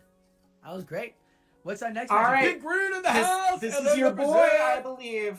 No video again from Big Green, but... This time he has an 0-3 to atone for against Bestiamax with that average size Gorgeist, the Crustle, the Galvantula, the Drapion, the Bug Army in the back there. We've seen a lot of bugs in Nemesis, Sosa. These teams are almost identical, and I believe in those scenarios it comes down to what the difference is, and it's gonna be Fortress against Crustle. For the most part here, how do you attack a mirror match like this? Movesets. You put Energy Ball on your Galvantula and you throw them completely off. That's how you do it, right? You've got to just make Lunge, Energy Ball, right? You forget about Discharge. Just go for broke. Or, it will be interesting to see what the Drapions will be rocking, if one of them will be rocking the Sludge Wave or Sludge Bomb, or one of them will be or they both will be rocking the Aquatail, which would be fair for both of them. But if you get into a Sludge Bomb, throw it on, get it landed on that Gorgeist, put a little extra damage on that Gorgeist, could be huge for somebody. We might actually just see mirror on mirror on mirror. So I kind of worried about that, but the difference will be the shielding between Fortress and Crustle. Crustle isn't a Pokemon that's going after shields, where Fortress can at least go for the Earthquake bait and at least get that situation happening, where Crustle, you're looking for fast move damage. So Big Green's going to have to avoid bringing in the Walrein and Galvantula core, because Crustle will smack that out of existence, right? And I expect a lot of Fortress and Drapion. Yeah, that Gal Walrein core that we saw a lot in Nemesis looks very safe for Bestiamax here against Big Green's side with nothing really offering a full resistance to it. So I think you're right. So that Fortress is going to be big to try and fight back against those two. That Drapion, I'm expecting Aquatail this time on Big Green's Drapion just to try and combat that Galvantula. But we'll have to see here. We'll have to see when these battles come up. We're going to be riding along with Bestiamax here. It's Crustle into Gourgeist on the lead. SmackDown not doing that is not the matchup you really want for Crustle. Yeah, no, it's still chunking, but you'd rather have Crustle against something else. But an early shield here from Bestiamax. Great job, because shields that Shadow Ball is going to put a lot of pressure onto that onto the Gourgeist as well, forcing the shield. It's a great shield and it's a great call on Big Green to go for the Shadow Ball because he knows that the shield is going to be forced. His opponent's building up way too much energy. That X-Scissor going to come first and going to draw another shield from Gourgeist. So Crustle doing the opposite, what we're all afraid of it not doing, and getting the shields and forcing the energy moves just with SmackDown alone on that Gourgeist, which is beautiful. And there's that Fortress we were talking about, AJ, where it's going to be the real only answer to it, getting off that mirror shot.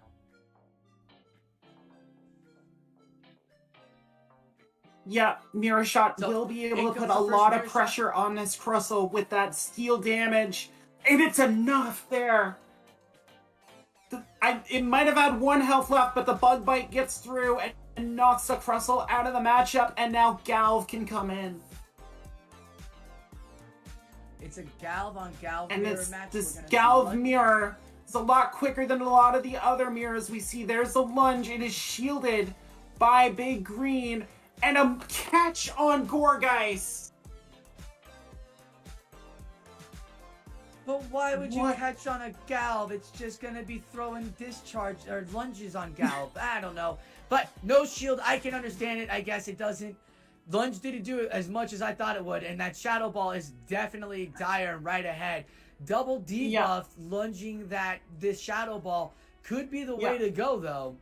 Yeah, we see Bestiamax shielding that second lunge to protect the energy here. Make sure this Shadow Ball is going to get off on the Galvantula. It's a direct hit, Sosa. Galvantula is out of here, and now that leaves Fortress to try and deal with Galvantula and Gourgeist on Bestiamax's side, and even a debuff Shadow Ball is still a world of hurt.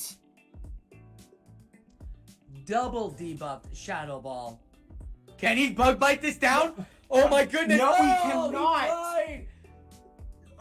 He tried Fortress so hard. Achilles heel. It needs a lot of Bug Bite to get to the heavy hitting Earthquake, and it runs out of time. Gourgeist, 2 Shadow Balls, double debuffed. It does not care as Bestiamax gets another point on the board for Spain with that Gourgeist play, and I thought it was a rough position to put the Crustle in, but Crustle did exactly what Bestiamax needed it to do. Yeah. Absolutely. And then brought his own Gourgeist in and swept. Just basically dominated with that Gourgeist itself. So Crustle with that SmackDown. This is why it was so good on players' teams, because not only against the Flyers, but great against the Bugs, and that SmackDown does extra damage. Now Big Green got caught thinking he was gonna be another Crustle lead, but it's Fortress into Galvantula now. Yeah, so and we go straight for that discharge. Yeah, we see no Gourgeist this time for Bestiamax, thinking Big Green's going to adjust after the sweep. The discharge lands, and Drapion is going to come in immediately after to protect that Galvantula.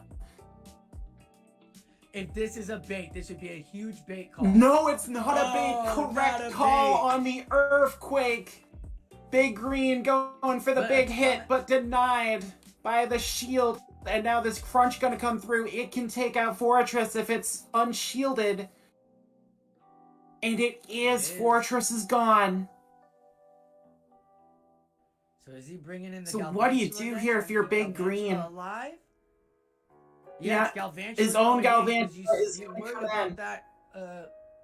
You're worried about that Crustle in the back if it's there. Everything else is pretty tough on that Galvantula. So, you know, The crunch will come through. The debuff procs. Oh my goodness, Spain is procking all of these debuffs. In comes another move. The RNG gods. Will it draw the seed? Will it draw the shields? Bam, no shield drawn. No. And in comes the smackdown in Crustle. 2 smackdowns. All it Just needs. a couple of No. rocks. A couple of rocks, all you need to get rid of the Spooter, but it's... Wait, what? Wait a minute. I'm really What is confused right happening? now. Did Big Green bring a Ditto? What is this? I am thoroughly confused. I'm here, stunned. But we are all I'm all stunned. How here did for this it. happen? makes the I- swap too. Bastio Max keeps the Crustle around. Doesn't even matter. I don't... Maybe there's no wall Bestie raid on Max Big does, Green. like, cool, you want to bring Crustle? You can have 7 Mons. I'll still win. I don't know what happened there, Sosa. Again, doesn't matter. Well, Doesn't matter. Bestie Max got the win. it's 21. Oh no. Bastio Max USA. adding more points to Spain. It is 4 more wins for Spain to end and go to the finals to meet California, and Big Green is doing everything he can to get 1 point at least before they Well, walk away. So Crustle's back in. I'm guessing we might have the wrong team up for Big Green if Crustle's making multiple appearances here. But Bestie Max bringing that Gorgeist in, getting an early shield with the Seed Bomb. That's a huge shield to give up early, Sosa. that is a nice bait. But here's the beauty of it. X's are going to put on that much pressure too. Avalanche! Rock slide! Yields the rock Taking out slide. the shields. Fortress will And now now- take this Shadow Ball to the face. Bloop. Yes, a big Shadow Ball there. That time it's not debuffed and almost takes out half that Fortress health. But this time, Big Green not going to let Gorgeist get to that second Shadow Ball. Here comes a Mirror Shot. It might be enough. Not quite, but one Bug Bite will do Just the needed trick. one extra tap. Yeah, Fortress takes it out. Galvantula will come back in to try and get some value before that Crustle makes an appearance. But look in the back, Sosa. Bestie brought the Polyrath this time. I was about to say Bestie brought the Polyrath. How crazy is that? Will the Fortress throw another move? No. Galvantula is No. loaded. We're gonna either see what the third Pokemon is, or he's gonna bring back the Gorgeist or the Crustle. Yeah, we'll see. Just It blind is the throwing the Crustle. Slunge. It is Crustle that comes in. And this Trying Slunge to is at least not survive against shielded. The second attack. Yeah, and we see Poly on Poly. Polyrath. Pure evil on our screen, Sosa, as these frogs go at it Pure with the beauty. dynamic punches. Who's going to shield what? Who's going to call the bait? Beauty, my friend. That is a big shield there for Big Green, getting the dynamic punch call. Bessie's gonna let this go. And, ooh, it's a That's dynamic punch in actually return, and huge, it's a 'cause KO Galvantula- punch. A KO punch from that Yeah. Polyrath. Huge, But this is huge beautiful because now knockout. Galvantula is going to farm up. But Polyrath has too much energy. Could get to an ice punch before Polyrath can before Galvantula gets that second discharge. So has to throw immediately and loses that energy he tried to farm up before the Smackdowner comes back. 1, 2, oh, but he had the energy. The X-Scissor comes through. This should be a point for Big Green, getting him a point for USA. There you go, the surprise Crustle coming in. Crustle out of nowhere with that RKO to take out Bestia Max and get a big point on the board for the Americans. Try and keep this alive. You can argue a sweep by Bestia Max there would have been almost curtains for the Americans. But Big Green, the big point from the Big Rock. And the USA AJ, do you still know who's alive. left? I know we got one more Rise. I know we got one more Dre. Do you know on Spaniard's team who's left? Who has 6 battles and only needs to win 3 of them? Here's the thing though. Sosa. I do have inside knowledge. Vonnie is not a fan of Nemesis. He has said on Discord he has had problems with this meta, so he may not be, fully at his peak powers. And there's going to be a triple header coming for America. Rise to Occasion, Burnibus, and Dre Flames all ready to go and try and pull this back for the American side. I don't believe in Vonnie not liking this. I'm sure that was just like, oh, I didn't like Nemesis Cup. Oh, but I only lost like 2 matches the entire tournaments. Like, get out of here. Sure, you didn't like it, but you're Vonnie. Let's get to the next matches. Is it Vonnie next? We got Vonnie next, right? No, it's Rise. Oh, it's not Vonnie next, and it's not our matches either. So we are going back to Kaz and Speedy. Yeah, so we are definitely getting into the home stretch, seeing Spain very close to the 25 wins needed. So it's definitely Rise trying to come back up. Kaz, you are muted, by the way, just in case you are trying to say something. Sorry, that was a fast transition. Yeah, it's definitely. Yeah. I think we're all the excitingness, the energy from the battles. It's definitely making it go a little bit quicker now, especially as we're in the home stretch. I know we saw the USA come back in points, but now Spain is even closer. Absolutely, yeah, and I know they were definitely talking about the Gengar definitely being an interesting pick. I don't think we haven't seen a Gengar, at least in our casted matches. No. I mean, I was watching the matches with on the stream, but did not see the Gengar played then. And without a Drapion on Saruka's team, it could be that Gengar has a lot more play. Oh, absolutely. And also potentially like the Gorgeist and definitely the triple bug, potentially giving a lot more force to potentially bring in the Gengar over, well, his other options. But we do also see a triple buzz on Rise's team as well. So exactly, and we know that he knows how to use them super well. Absolutely, yeah. And I definitely feel like we're probably going to get to see some Gengar action, which would be very nice. I really hope so, because I mean, as much of a glass cannon as Gengar is, man, it packs a punch. Absolutely. So I guess we're going to have to see if our guesses are right. But we do see a beautiful lead for Rise, having Wormadam into that Shadow Poliwrath.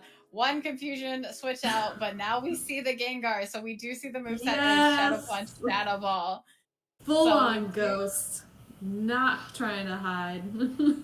Absolutely. And we do see a shield come up for Gengar. I'm assuming trying to protect it from a Sand Tomb, but it is actually, in fact, the Mirror Shot. So Rise is gonna. I mean, let's be real. Gengar has to be protected from just about everything. Absolutely. Oh yeah, absolutely. But it's definitely it doesn't want to take any sort of ground moves. This is no, those especially. Like, yeah. The ground moves are the ones that Gengar is like, can we just not, please? None of this. But we do see a lot of energy stored up on that Gengar. Just a whole lot. Enough to hit this Poliwrath with another Shadow Ball if it doesn't shield. I mean, I feel like it's Gengar. You have to shield. Yeah, absolutely. Yeah, it's true. But Rise still does have Switch on that very favorable lead as well. So even with the slight energy advantage that Poliwrath has, it's still going to be very difficult to overcome that, just the confusion damage from that Wormadam. Exactly, and on a Shadow Poliwrath at that, just look what a few confusions can do. Oh, but the Dynamic Punch comes through, and Crustle comes to try and feast on the bug, but not before it can be met with a Iron Head. Oh, absolutely. But we do see the Iron Head coming off. Will they get the last shield? It does, in fact, get the last shield, so the immediate swap into Fortress. I'm assuming saving that shield for the Wormadam just to try to confusion down the poly. Immediately going for the Mirror Shot for the chance at a debuff. That's got to be the win con, is saving what you can on that Wormadam so it can feast on the Polyrath. We see another move going unshielded, as you predicted, Sadie. And it's just the X Scissor! Great call from Rise. Absolutely beautiful, but I mean, honestly, it is kind of getting to the point where it's like maybe 2 moves is better than just 1 rock slide. So we actually do see the shield come up, and it is the rock slide this time. So I'm assuming Rise can just farm down. Might be able to make it to this earthquake. Can he get to the earthquake? Yes! Just getting that earthquake. And this will definitely, at this range, shieldless, take out this Polyrath. Oof. Oh, absolutely, especially with that Shadow. Shadow is not up in that Polyrath case on trying to survive. No. Shadows have their uses, but they are not the bulkiest. Any attack really is going to make them feel the hurt. Oh, so some great calls and team building from Rise on that first game. And yes, we did see the Gengar come out to play, knowing full well that it has a great place against Saruka. Yeah, I think it's very interesting on how Rise was able, like, even I was like, oh, that call is very interesting on the second shield for the rock slide. And we see another great lead from Rise with the Galvantula on the Polyrath, and it's gonna go straight for the discharge here. I definitely think this is just to try to get some damage off, especially before trying to switch into one of his own back mons. But actually, he decides to stay in instead, getting a couple more energy and bringing in the Quag, attempting to catch, I'm assuming, either the Earthquake or potentially a Mere Shot bait. Oh, but it is the Earthquake, and that does about 50% of Quagsire's health. Oof. And now it's in a position where he's going to have to shield. Nope, he's going to just go ahead and throw. Both teams trying to over-farm, I think, a little bit. Oh, absolutely, yeah. Trying to make sure that Quag has a little bit of extra energy over top of that Polyrath to try to start getting some more shields down from Sarucha. A little bit of lag there. Didn't fully... Oh, that's unfortunate. That's very unfortunate for Rise, because that Stone Edge would have KO'd. Surely would have KO'd if that sort of lag damage hadn't been in effect. Oh, and it's going to be able to get to the Earthquake, though, against this Polyrath. So maybe it works in benefit, maybe. Even though that is a difficult thing to see kind of when you see that. But honestly, this Poly's health almost resulting to 0. I do not think I saw a Volt Switch sneak in, but we do see Rise using his first shield up against this Poly, trying to get it down. Yeah, but gonna be able to farm down this Poly and leave that matchup with a bunch of energy on the Galvantula. Down a shield, but up in energy, and able to throw a lunge against the Crustle coming in. Yeah, absolutely, which is going to help, although this Galvantula is just being farmed for energy on the Crustle. Very rough, but both opponents do have a potential sack opportunity, and Rise is definitely going to have to use some of his intuition and figure out which one of these charge moves is going to be the rock slide. But opting not to shield here, but it is the rock slide. I mean, the Crustle has been debuffed once by that Galvantula before it farmed it down, so even that rock slide not doing as much as it normally would. Oh, absolutely, yes. But we do see Sarucha's last shield coming up and the last shield from Rise's side, so we're definitely getting into the home stretch of this match. But he does shield an X Scissor, which does feel a little bit bad, but... And is he gonna try and catch? No, he's just gonna go straight for that mirror shot. Is this gonna be enough to take out the Crustle, though? I mean, the Crustle still has quite a bit of health there. No, we'll take it out. What is in... Oh, tried to catch there. Oh. Probably was a second too late. Yeah, on the huge switch. Oh. That is a tough matchup for Sabruka there. You know, saving those mons for potential sacks, but then being put in a really tough position with that debuff Crustle in the end. Oh, absolutely, yeah, and also kind of, I think maybe that's what it was, more so trying to clear the debuff rather than maybe trying to catch, even though catching was definitely his win con. Yeah.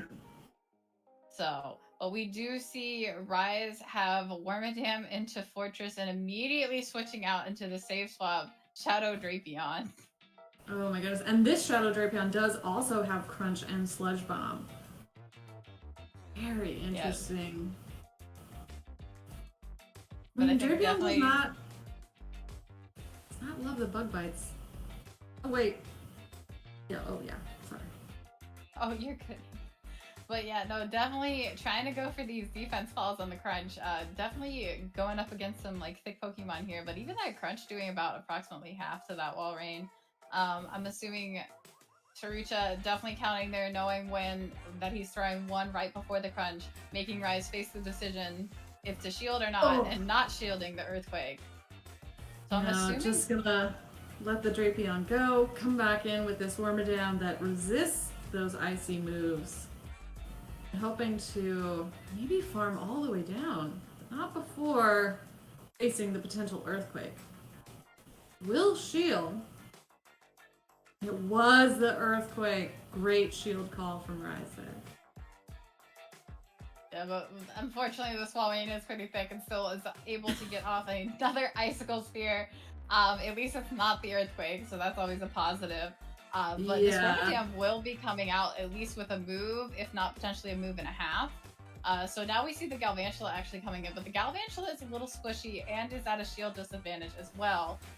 Rather than when I think the Gengar came in last game had an equal shield advantage, but is correctly shielding the Earthquake. Oh, so. Correctly shields the Earthquake again.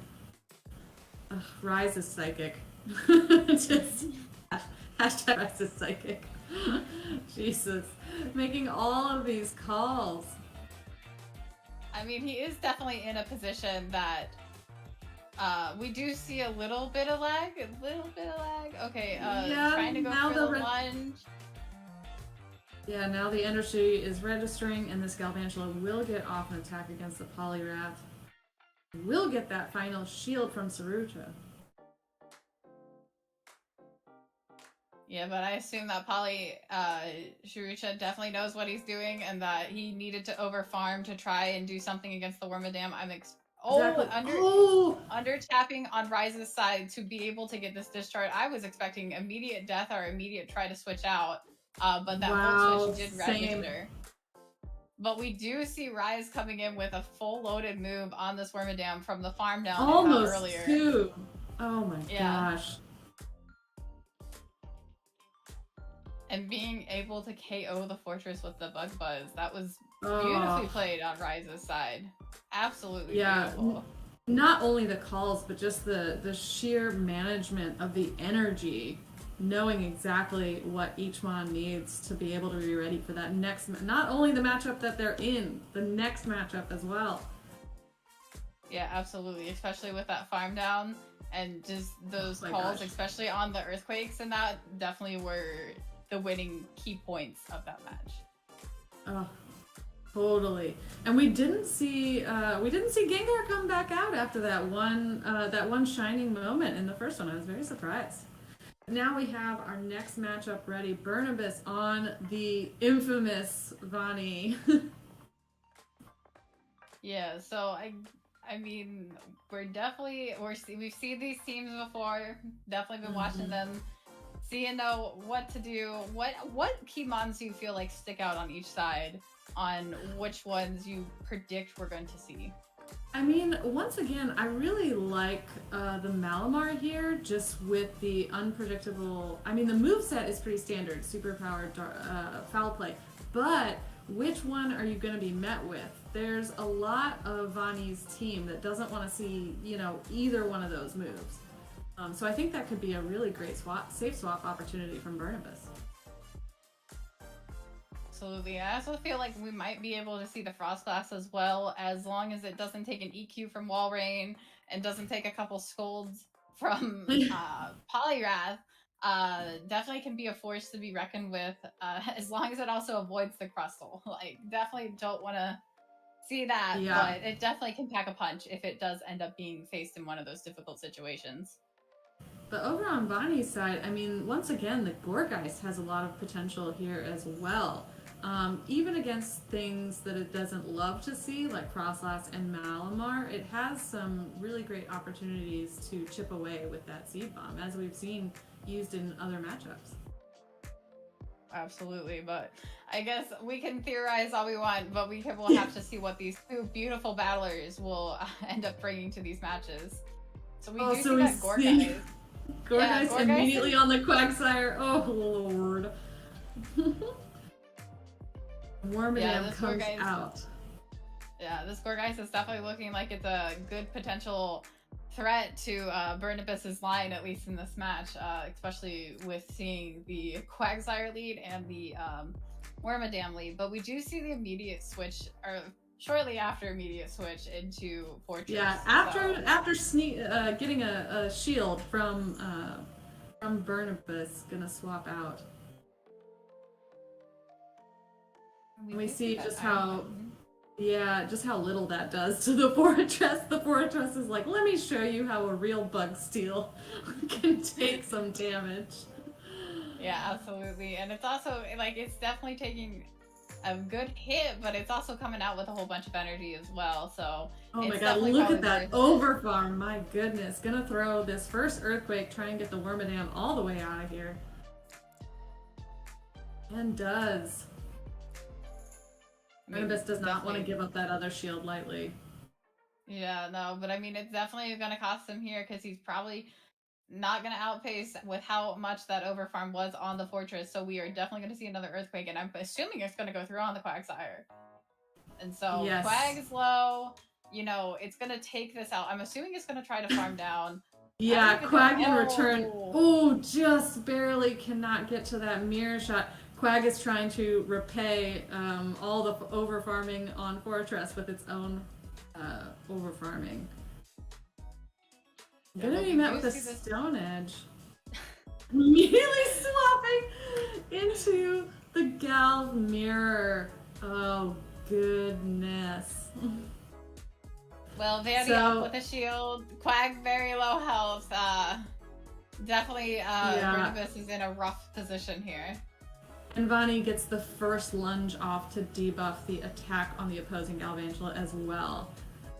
Putting Burnibus, like you said, in a very, very tough situation. Yeah, absolutely, because Burnibus, the Quagsire's health is only in a sack. There's no way it's going to be able to farm down to the point where it is able to even get off another move. If the Galvantula doesn't even farm it down first here, but... Yeah, and now that there's been enough debuffs, this Vani's Galv is not even going to shield this lunge. Just going to take some more farm. So, definitely a very, very rough position there. Yeah. These lunges are debuffed, but at the health Quag is at, can't even withstand one of them. Oh, great matchup. And Vani totally demonstrating control there. Absolutely, and this is just putting Spain closer to the 25 wins that it needs, so it's getting very, very tight. So I know Burnibus is probably sitting there thinking, like, I need to bring home the next 2 points to try to prevent Spain from winning, so... This is it, really. This is the moment that it really gets decided, and Burnibus has to know that. So... I wonder how he's going to adjust his team. We do see immediately a less favorable matchup from Vani's end. I mean, it's kind of neutral here. It's more favorable than Quagsire against the Gorgeist. That's definitely true. At least it's better than round 1, but we do see the Shadow Ball coming out from the Gorgeist and Burnibus not shielding on the Wormadam. Attempting to, I assume, try catching a Bug Buzz, but this Wormadam actually is just farming up a whole bunch of energy and then switching it to Malamar, actually. We do see that Malamar, which is a really interesting choice because the bug damage here is still chunking away because Malamar cannot resist that. It does take super effective. Yeah, but we do see a superpower coming through, but it is a CMP tie, so I guess it's a bait if you try to get the other second superpower off, try to get a shield back, or you can just let it go, which we just do see Burnibus letting all that energy go, which is painful to see. Ugh, yeah, that's gotta hurt. He comes in hoping to get some farm on this Galvantula, going to be met with a mirror shot. I don't know if you shield this? Yeah, because he did farm up quite a bit of energy, so you have to be thinking that Earthquake might be coming. And here it is. Yeah, this is definitely a rough position because it's like, did they truly make it or are they just trying to get Chip? But we'll have to see. Burnibus does not not shielding. Oh, it's gone. Oh my goodness. Gonna have to start. Bonnie's gonna finally start using some shields against the Wormadam here. I mean, even though at this point, I think Burnibus knows it's over. Still tries to throw one last charge move so that it's at least a little bit closer, but just being in another very, very rough position. And now putting Spain one away from victory. Oh my gosh. Yeah, that's such a tough matchup. Once again, I mean, even though we started out with a more neutral lead than the first battle, you know, Vani just demonstrating real control and like we saw in those matchups with Rise, just a really good ability to kind of suss out what your opponent is going for and when to shield and when not to. Absolutely. So I guess this is where we're at the tiebreaker point with a very actual, truly neutral lead. Yes, exactly. It's going to come down to who wins CMP, which it does look like Vanny does win CMP. And then there was no sneak in there. There was no sneak in of an extra volt switch, so they're still completely neutral in terms of energy as well. But unfortunately, with Ronnie having that CMP, winning that CMP tie, this lunge from Burnibus not going to do as much. Oh, but we do see a catch onto the Wormadam.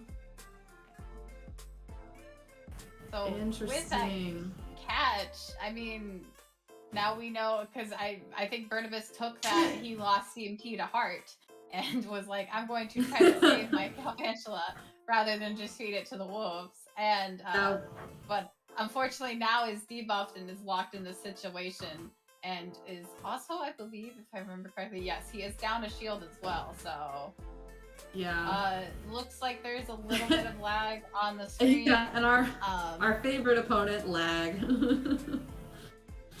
coming in to everyone's delight. And the Bug Buzz landing for a lot of damage on the Gorgeist there, but not enough to get it out of the picture. And will be able to farm down with the Ghost. Oh gosh. Oh, so much energy now on this Gorgeist, my goodness. But we do see the Galvantula in at least forcing the shield before the Shadow Ball is able to be thrown. Yeah, Bonnie does not want to give up all that energy. No way. Oh, absolutely. Going for the first Shadow Ball. Even with that being debuffed, it's still able to take out the Galvantula. Oh my gosh. Coming in, but we see the Galvantula in the back that is able to meet this little penguin and be like, hi, friend. Hello.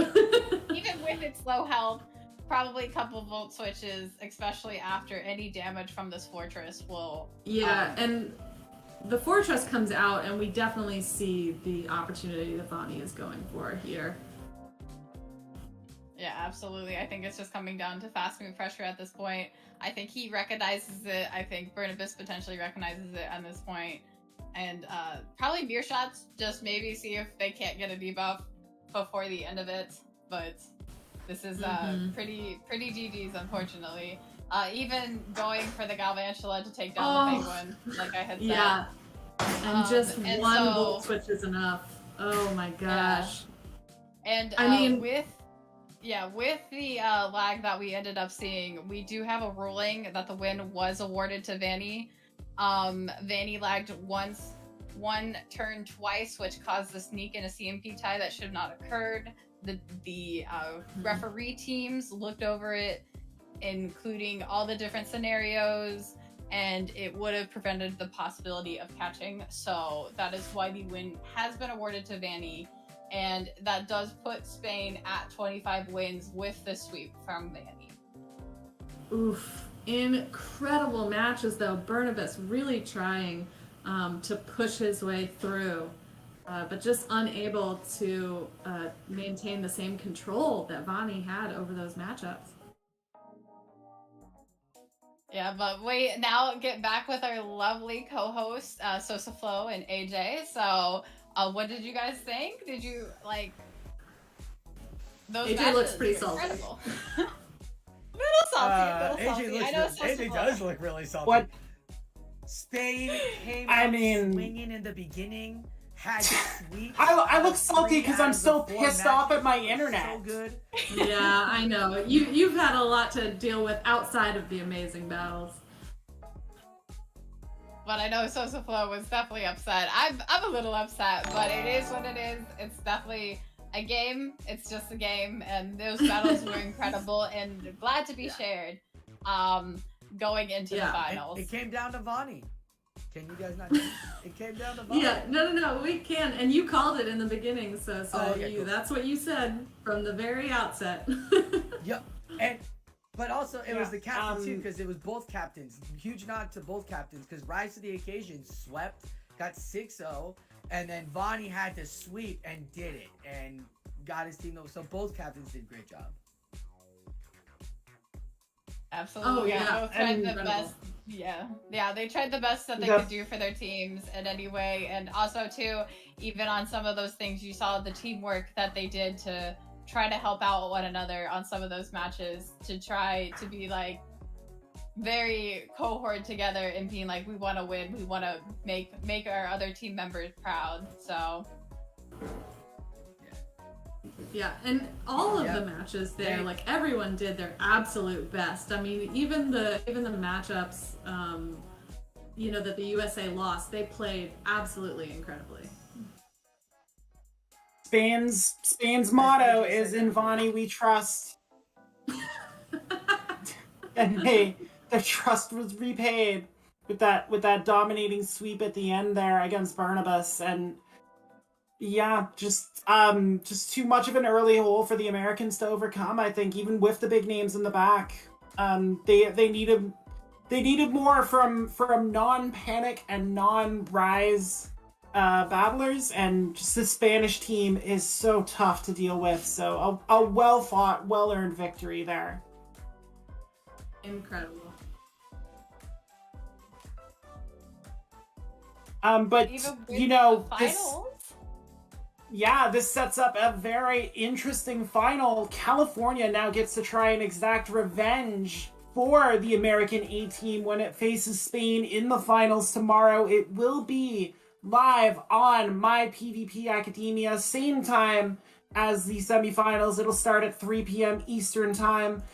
I don't think I'm on there, so hopefully you won't have to see me, kind of strangle Not my again, modem live on camera. But, some excellent shoutcasters will be there for that final. I'm really excited to watch that. I know y'all are excited to watch that. That's going to be... It's an gonna be excellent, absolutely incredible. excellent. And California, come on, let's let's all work together for the USA, please. Oh, no, we got it. Don't worry. We've got All right. We've got all these California names. All right, bring it in. Arrow, big Californian name. Arrow. Koshi, big California name. That's right. The Arrow's on that team. Yeah. California's No, got it. you'll actually be- shoutcasting that tomorrow for My PvP Academia. So I'm really excited about that. Well, there we It's gonna be a go. really good matchup. There we after go. watching- Sosa. After watching Spain play. Now, hey, real quickly, do you get to swap your teams now? Do they get to play Yes. with full new teams? They could potentially be bringing in entirely new teams for the final. So, yeah, you may be able to take some of what you've seen today, Sosa, but you may have to be ready. Surprise Crustle is always a possibility. Who doesn't love a crust? Come on, Galade.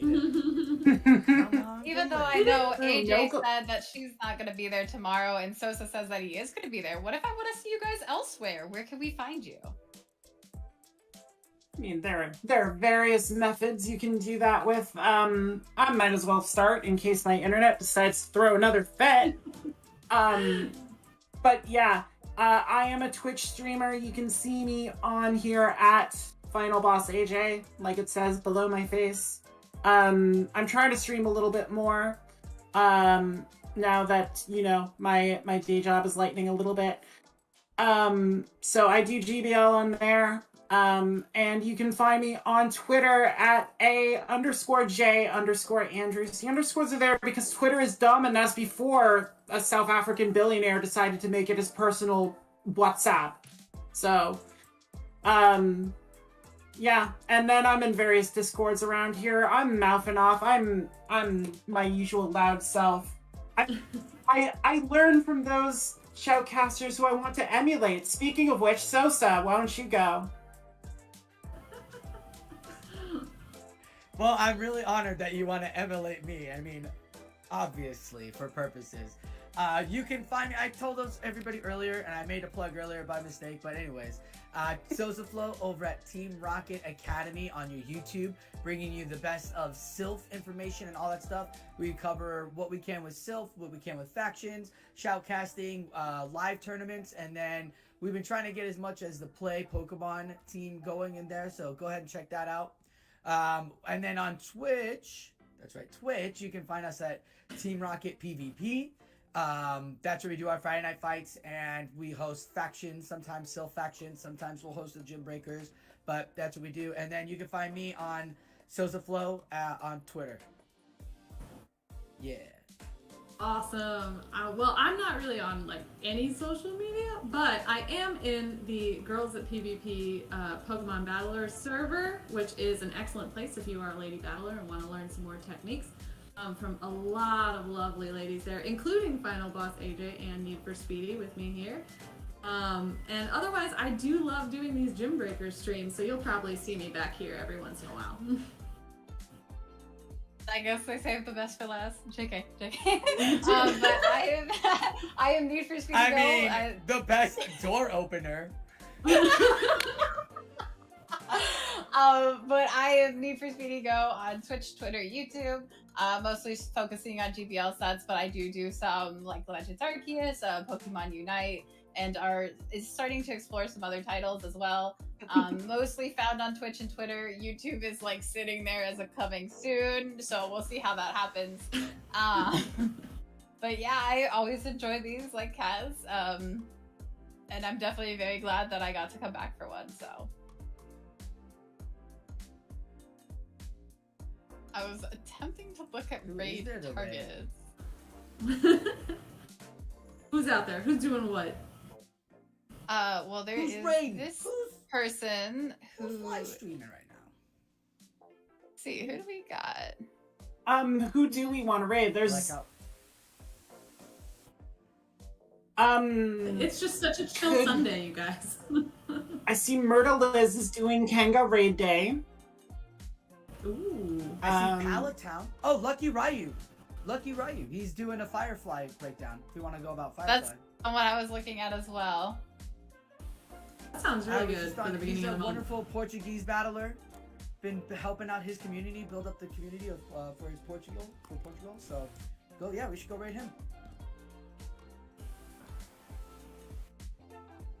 It's Team Lucky.